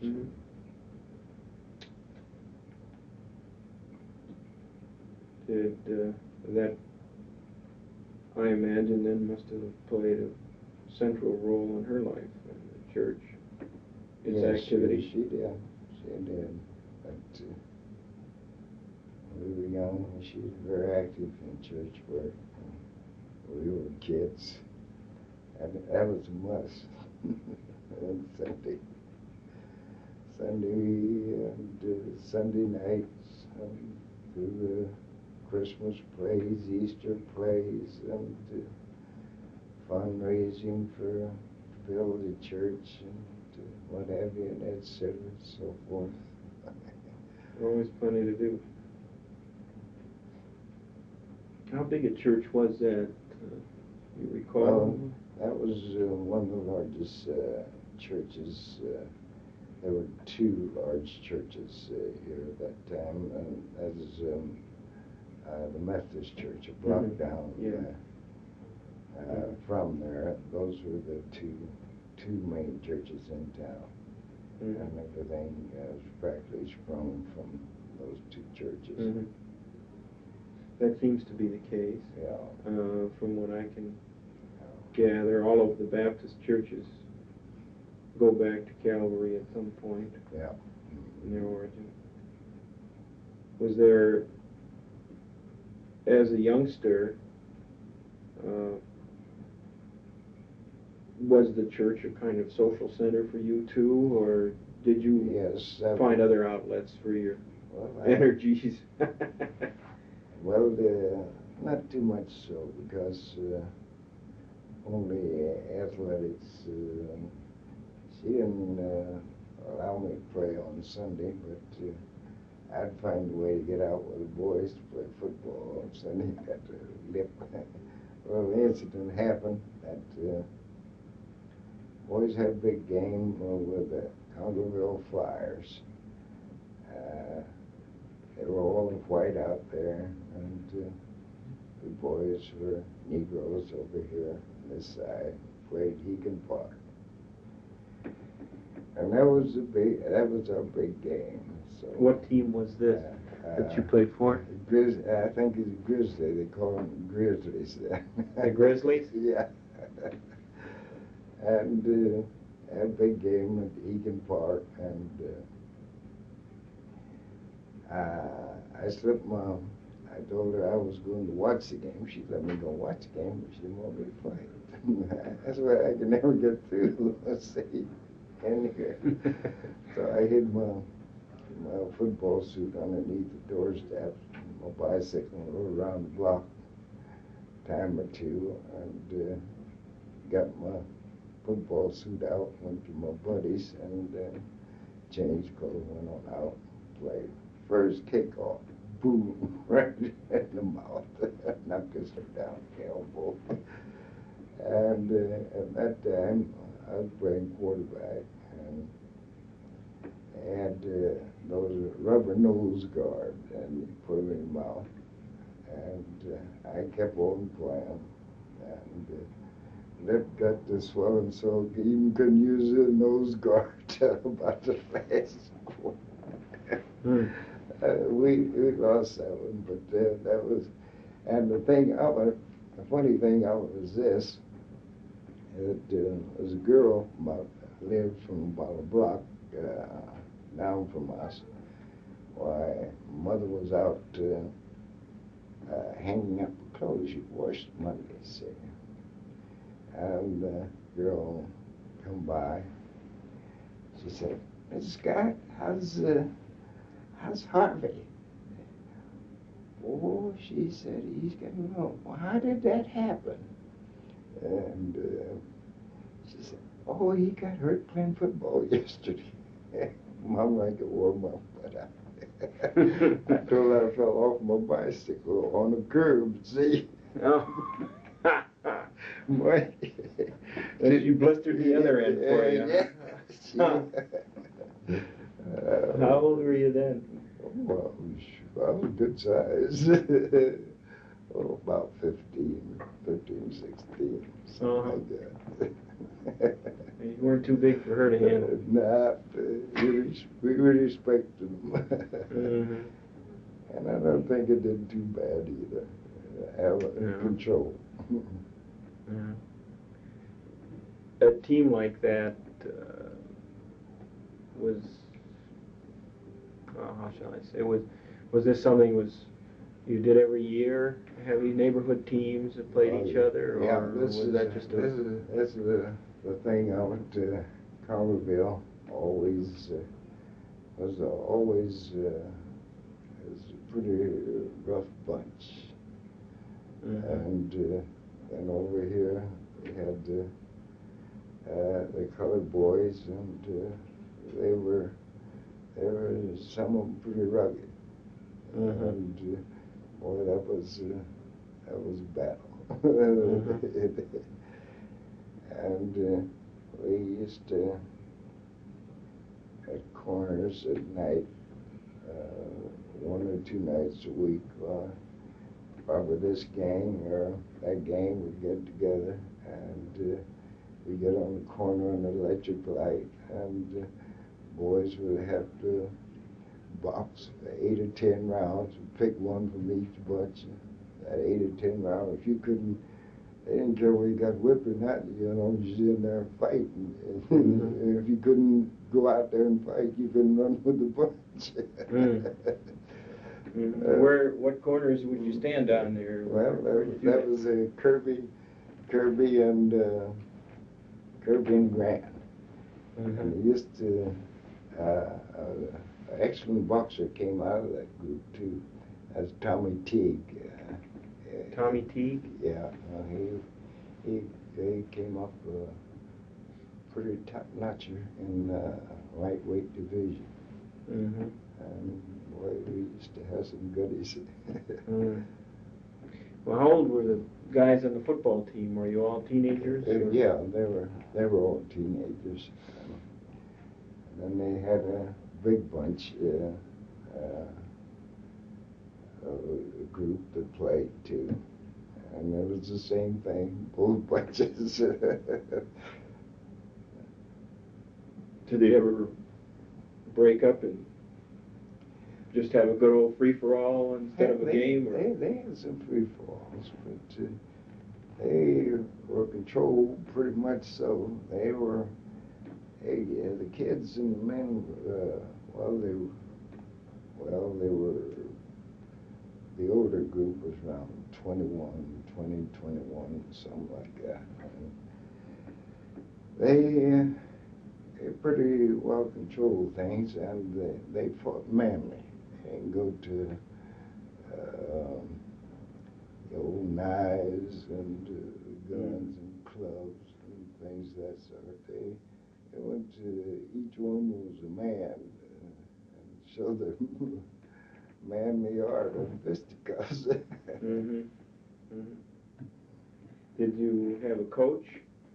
Or? Well, he had some that had some experience. There was Ralph Pettiford and Frank Baker. They'd had some experience in college in football. And Did they go to college and play football? Yeah. I wanted to talk with both of them, and unfortunately they passed away before I had. Before you had a chance to talk to them. They had both gone to college. Yeah. Ralph hadn't. Frank Baker had. Frank had. But Frank took a special course in manual training, and he used that a great bit with his furniture repair and cleaning business. This is Ralph Pettiford had an upholstering business. Yeah, had an upholstering business here. But Frank was the one who was. As mail carriers, one went to college. I forget where you went to. I forget now where. But he'd had some college football training. It was a colored college. I don't know. I don't remember whether it was Nashville or Meharry. Fisk or Meharry. I don't remember. Could have been Tennessee Yeah, A&I. in Nashville. In Nashville, too. Did you have other teams you played beside Congerville? Yeah, they boys from Indianapolis. And, let's see, those were the main teams. I don't remember too much of. Yeah, well, they did Dayton too. Dayton used to come here and play. both baseball and football. Mm-hmm. Locally, just the two Yeah, teams, so? Yeah. How often did you play each other? Oh, I'd say they had a game practically every every Sunday through the season. Mm-hmm. Mm-hmm. And your team did too? Yeah. Grizzlies. Yeah. Who are some of the people who played on the Grizzlies? Do you remember some? Vern Smith was one. And that was my ace. And I see there was Earl Young. And boy, names get away. Yeah, they do. Yeah. Vern Smith and I were, he played end and quarterback, and his team pretty well together. You had a ball you could throw then. Yeah. Mm-hmm. How long did that last? Oh, well, I got, you know how you branch out for 2 or 3 years or something like that, and the other interests and things come up, but it goes by. It's just Mm-hmm. another part of life. Mm-hmm. Well, did you play for them when you were in high school? Yeah, I played football. I mean, with the Grizzlies? Yeah. Mm-hmm. They didn't have an IH Indiana High School Athletic Association then, so Mm-hmm. they didn't check on your other outside curricula. Well, we worked quite a bit with the YMCA branch. Dr. Brooks and Frank Baker in particular with our basketball teams. We did quite a bit of playing. We initiated, well, I helped start that. We played Indianapolis, Fort Wayne, Bloomington, and we had quite a nice little league around for a while there. And what sport was that? Basketball. Basketball. Yeah. Did you play or coach or both? Played. Played. Yeah. Mm-hmm. This was after you got out of high school, or? Yes, that was before I must have been about 22 before I really went out on the road. Mm-hmm.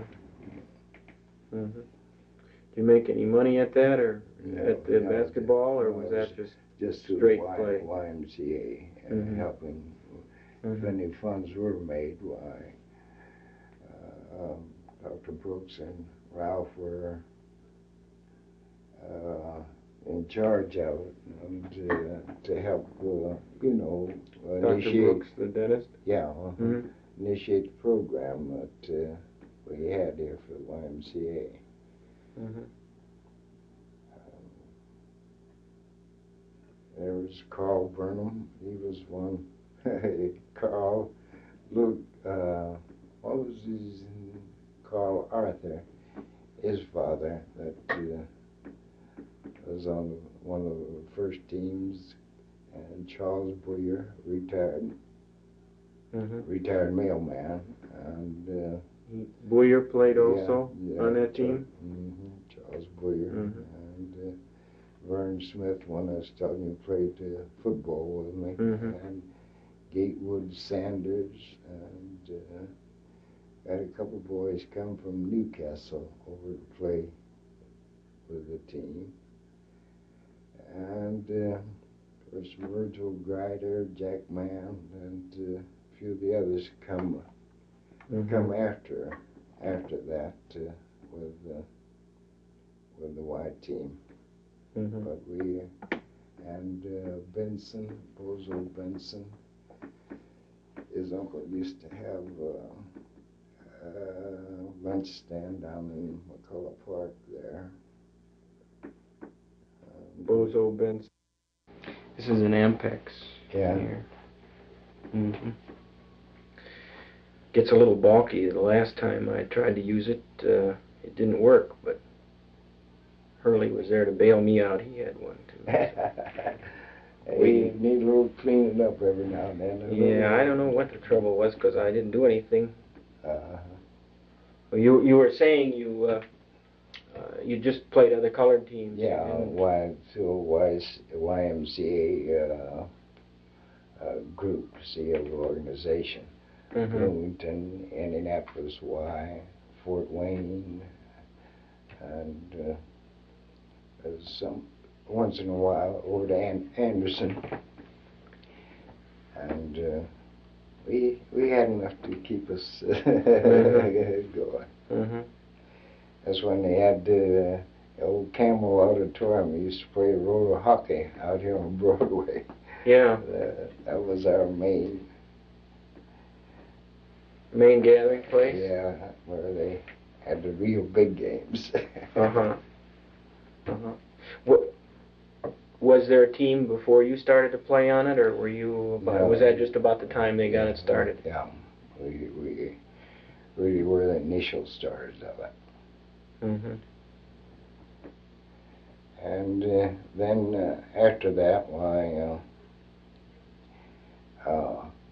a younger bunch of boys come along, and there was Virgil Grider, Jack Mann, and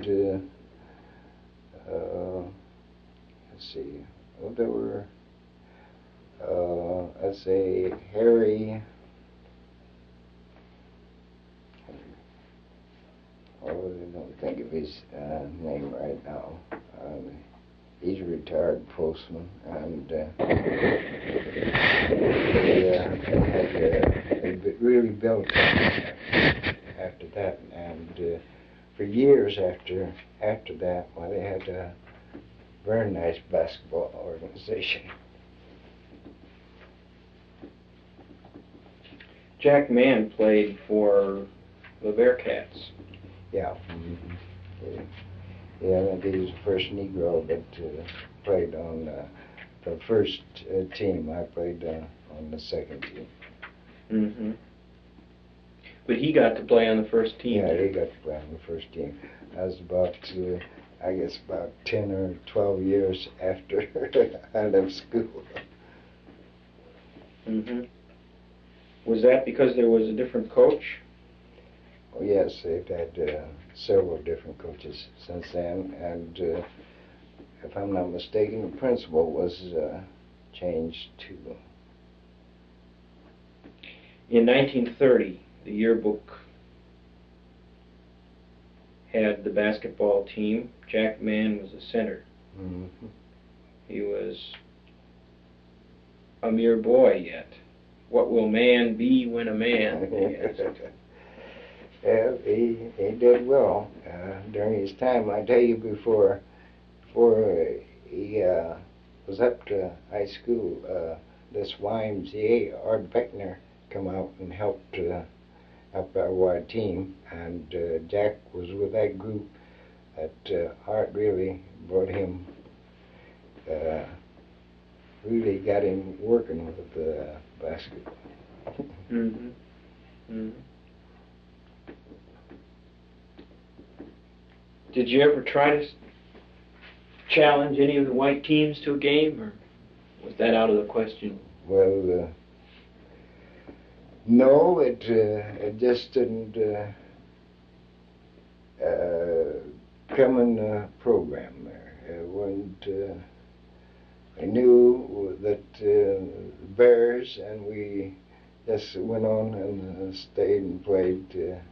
Not create any more friction than there already was in the community. Mm-hmm. Mm-hmm. The number of colored people increased quite a bit during the 20s. By the time that Jack Mann was playing, there were a lot more at Yeah, Muncie there Central than there had been before. Did that make things better or worse as far as Well, tensions went? for a time at see, we had a southern element of white and a southern element of Negroes coming here. The whites always thought that the blacks had a place in the South, that they stayed, and we had quite a bit of friction around here for quite a while.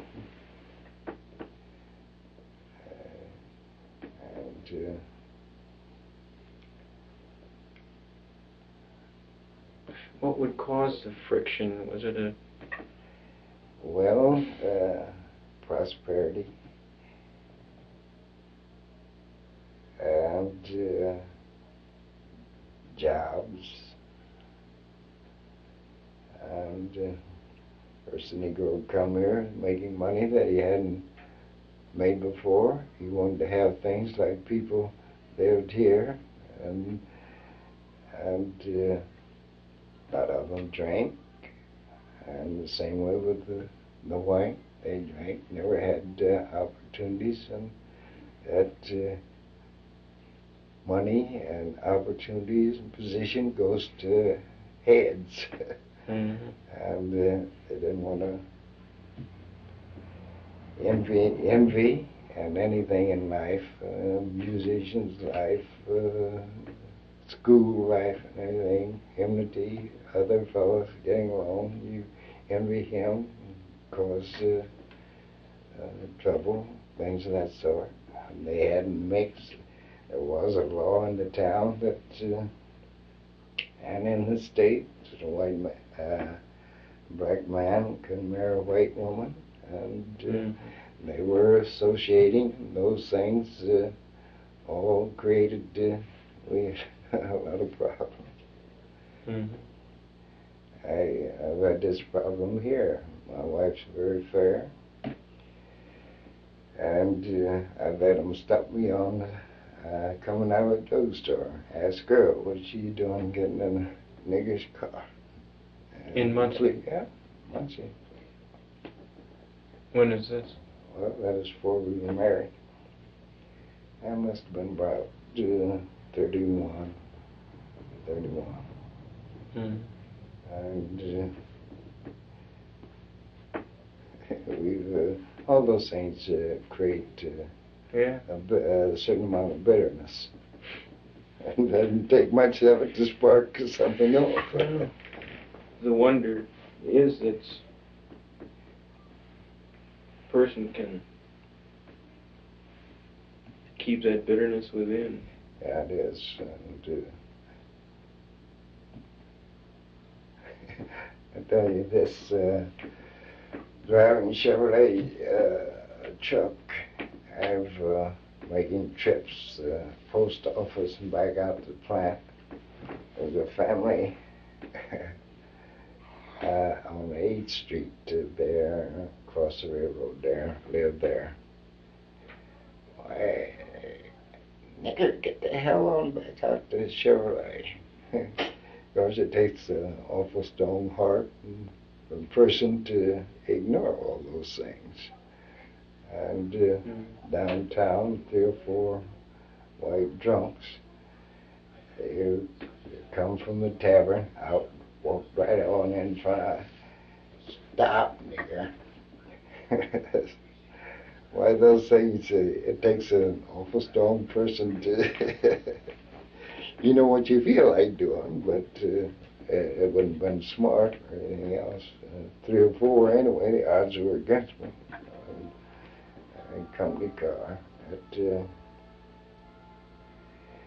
And those things in big places there at Robert's Hotel, they had toilet for the white, toilet for the black. Negroes use this toilet, And the sign on the toilets there. It's been about, it must have been about 15 years ago. That sign was there. But, Still there? No, they I mean, it was still there 15 years about 15 years ago. Didn't have separate rooms, just separate stools. Huh? No, Or separate rooms, toilets. too? Separate toilets. Well, you traveled all over the state, and I guess about all over the country. Yeah. Where would you put Muncie in regard to the kinds of difficulties you would encounter, the prejudice and discrimination? About average, or better, worse? Well,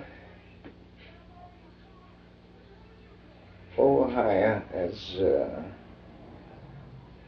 about as nice a place, fair in treatment of the race that I've seen. Ohio? Yeah.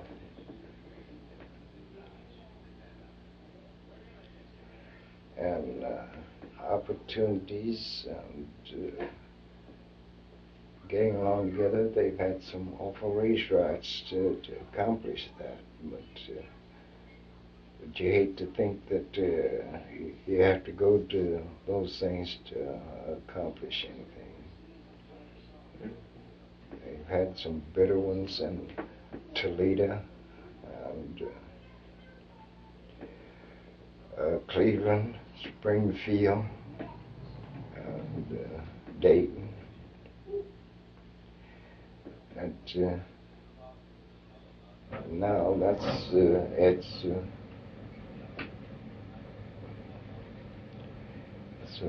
very has some opening, very nice openings. Colored mayors and anything. My wife's brother is at what's the college there in Springfield? They played football here. He's been there about 4 years. He's in Ohio? Huh? In Ohio? Yeah. Yes. Why? Yes. We played Glenman football. Yeah. Yeah. Mm-hmm. Yeah. They had homecoming, I think, one year. Was it homecoming? No, because Henry came. You remember, and it was so bad. Yeah. Mm-hmm. And I think Wittenberg lost one of their only games of the year to Ball State. Yeah.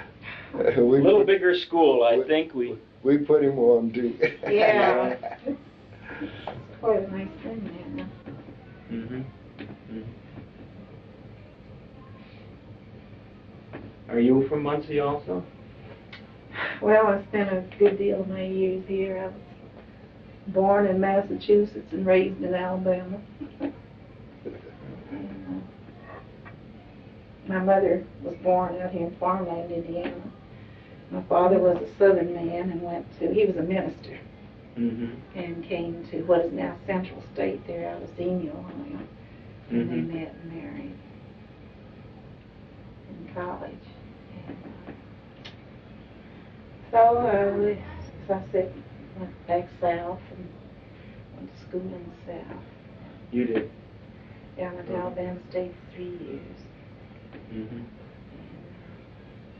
I've been going out here to Ball State taking some classes. Oh, you have? In my old age, yeah. I work with a Head Start program. Oh, yeah? Uh-huh.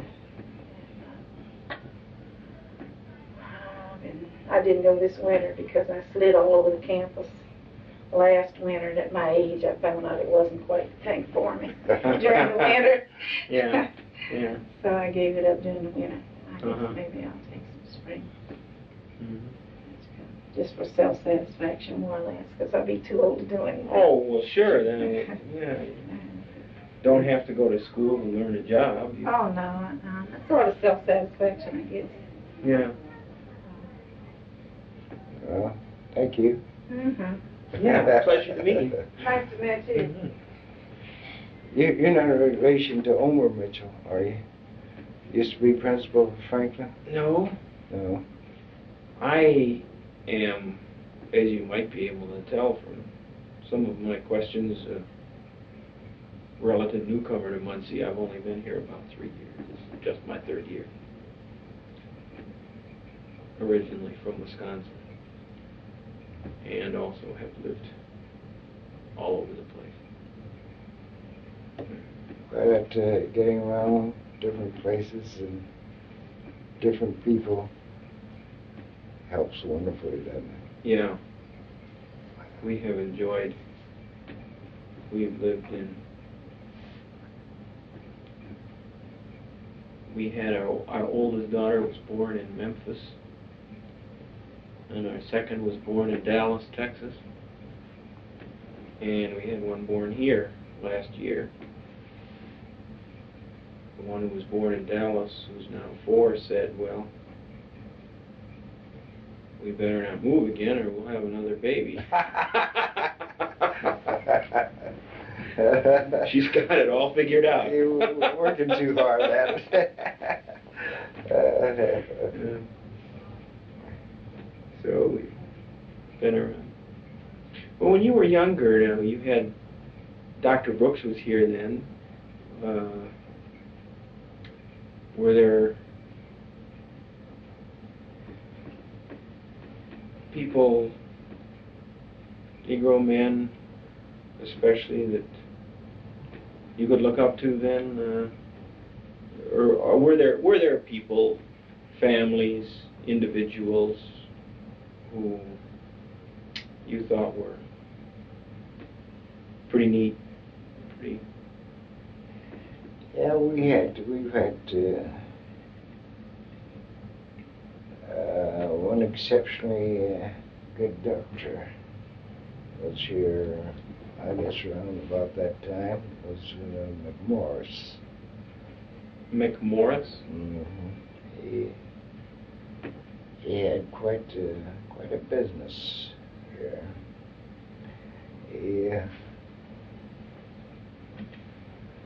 He left here and went to Cleveland, and he was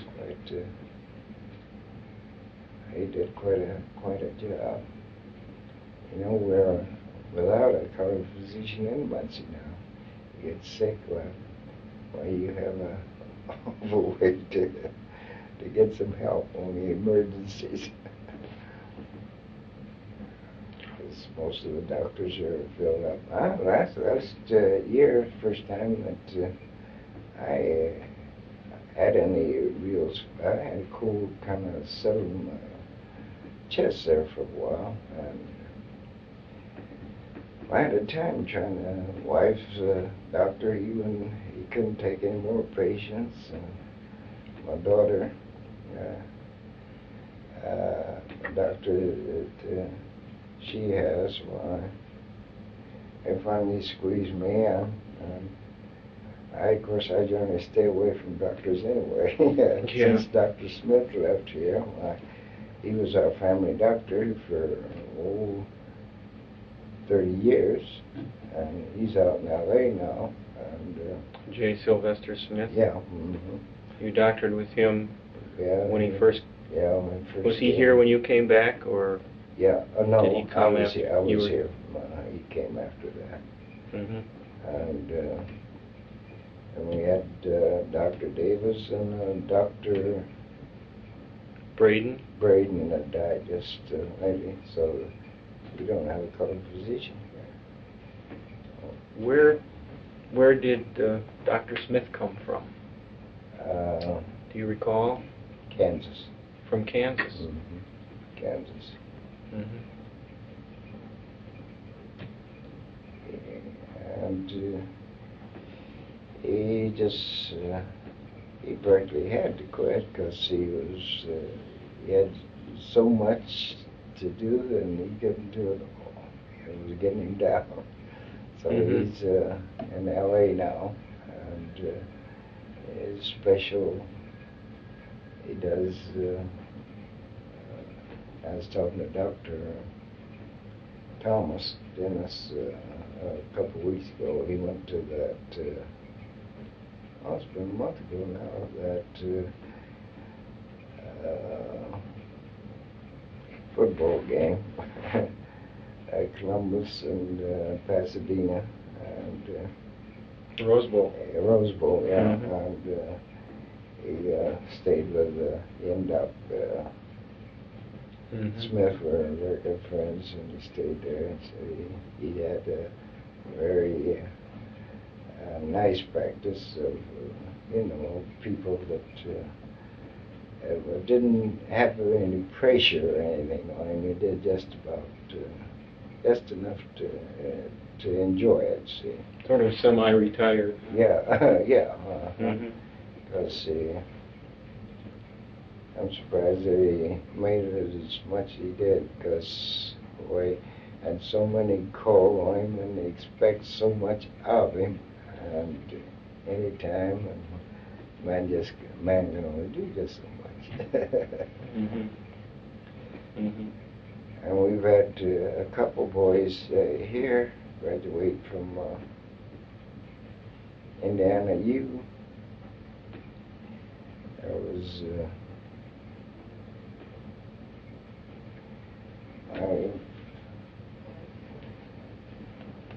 my names are getting away from me. And one's in Indianapolis now, and the other's in Williams. He's he takes his internship in L.A. Mm-hmm. And you can't blame them to a certain extent, because they go where after they spend all this time, money, they go where they can make money. Mm-hmm. And they don't have the problems of a small town. It's a small town, one or two doctors in a small town. If they do seem to be getting ahead a little bit, he's got all the practice now, and he got the money, and he can charge and collect like he should. They have a tough way to go in a small community. Mm-hmm. Mm-hmm. Has there been, in your estimation, a kind of a departure of young men in the last 30 years? The young men growing up choose not to stay in Muncie? Yes, very much so. See, after they get their education, there's no opportunities here for them, opening for them. There's, I can, there's any number of Ball State graduates. Sullivan had played basketball out there, and he went to Cleveland, and there's another boy on Macedonia, their names.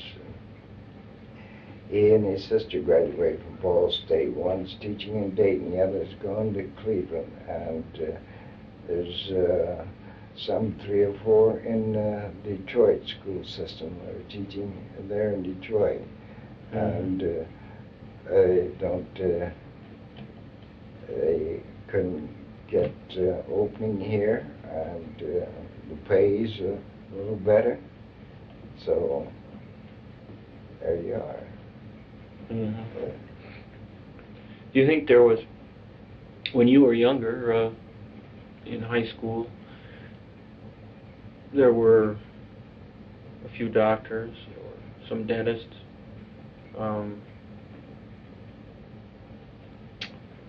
There aren't now. There's only one dentist. Does this indicate a step backwards as far as the colored people of Muncie are concerned,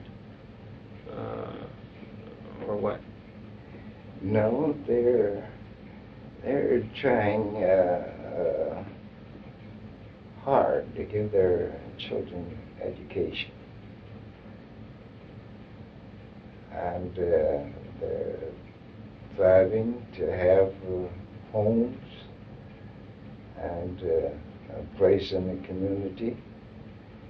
I don't see a step backward, but I see the children are taking advantage of opportunities where they don't have to fight or be handicapped in doing what they're capable of doing. Do you think? Why do you think there is so little opportunity in Muncie?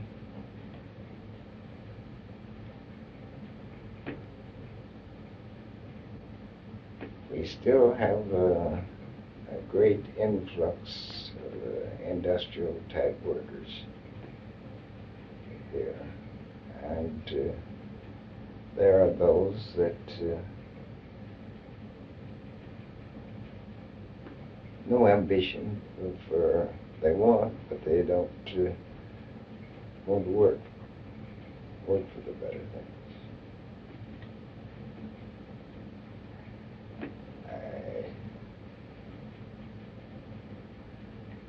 If you'll see it there at Hackery and Willard Street, the youngsters gang there, and all they want is sing, dance, and what have you, and drop out of school, and get a little pot, and have influence on a lot of those that are trying to do. It's a problem. I don't know what the answer is. I don't know. Using another visible measure, there haven't been very many Negroes who've been elected to office in Muncie over the years. Ray Armstrong, Dan Kelly, Hurley Goodall, Albert Johnson. Right. All fairly recently, though Mr. Armstrong went back in the 50s. Is this a fair indication of a lack of opportunity? One would expect that there would be a few more somewhere along the line. Well, the group of people have been betrayed by the political system.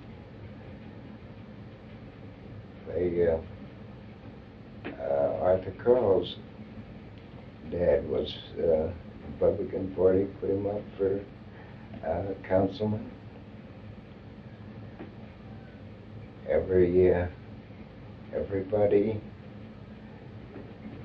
on the Republican Party was elected at that time, but he... When was this? It's been about 10 or 12 years ago. I was in the 20th precinct. He was precinct committeeman. They put him up for council there.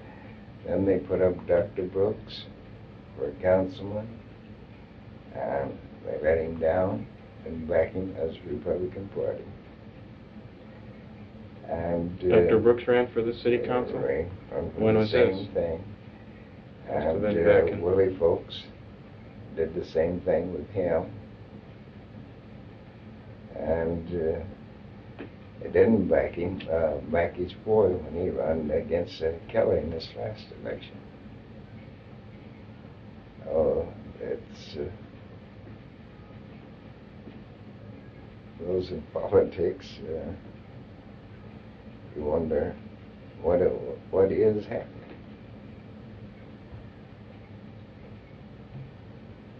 Mm-hmm. Have you ever been tempted to? Have you ever been active in politics, precinct level, or? My wife used to be for 6 or 7 years. She's a precinct committee woman of 20. Mm-hmm. And I'm not a politician. I'm this kind.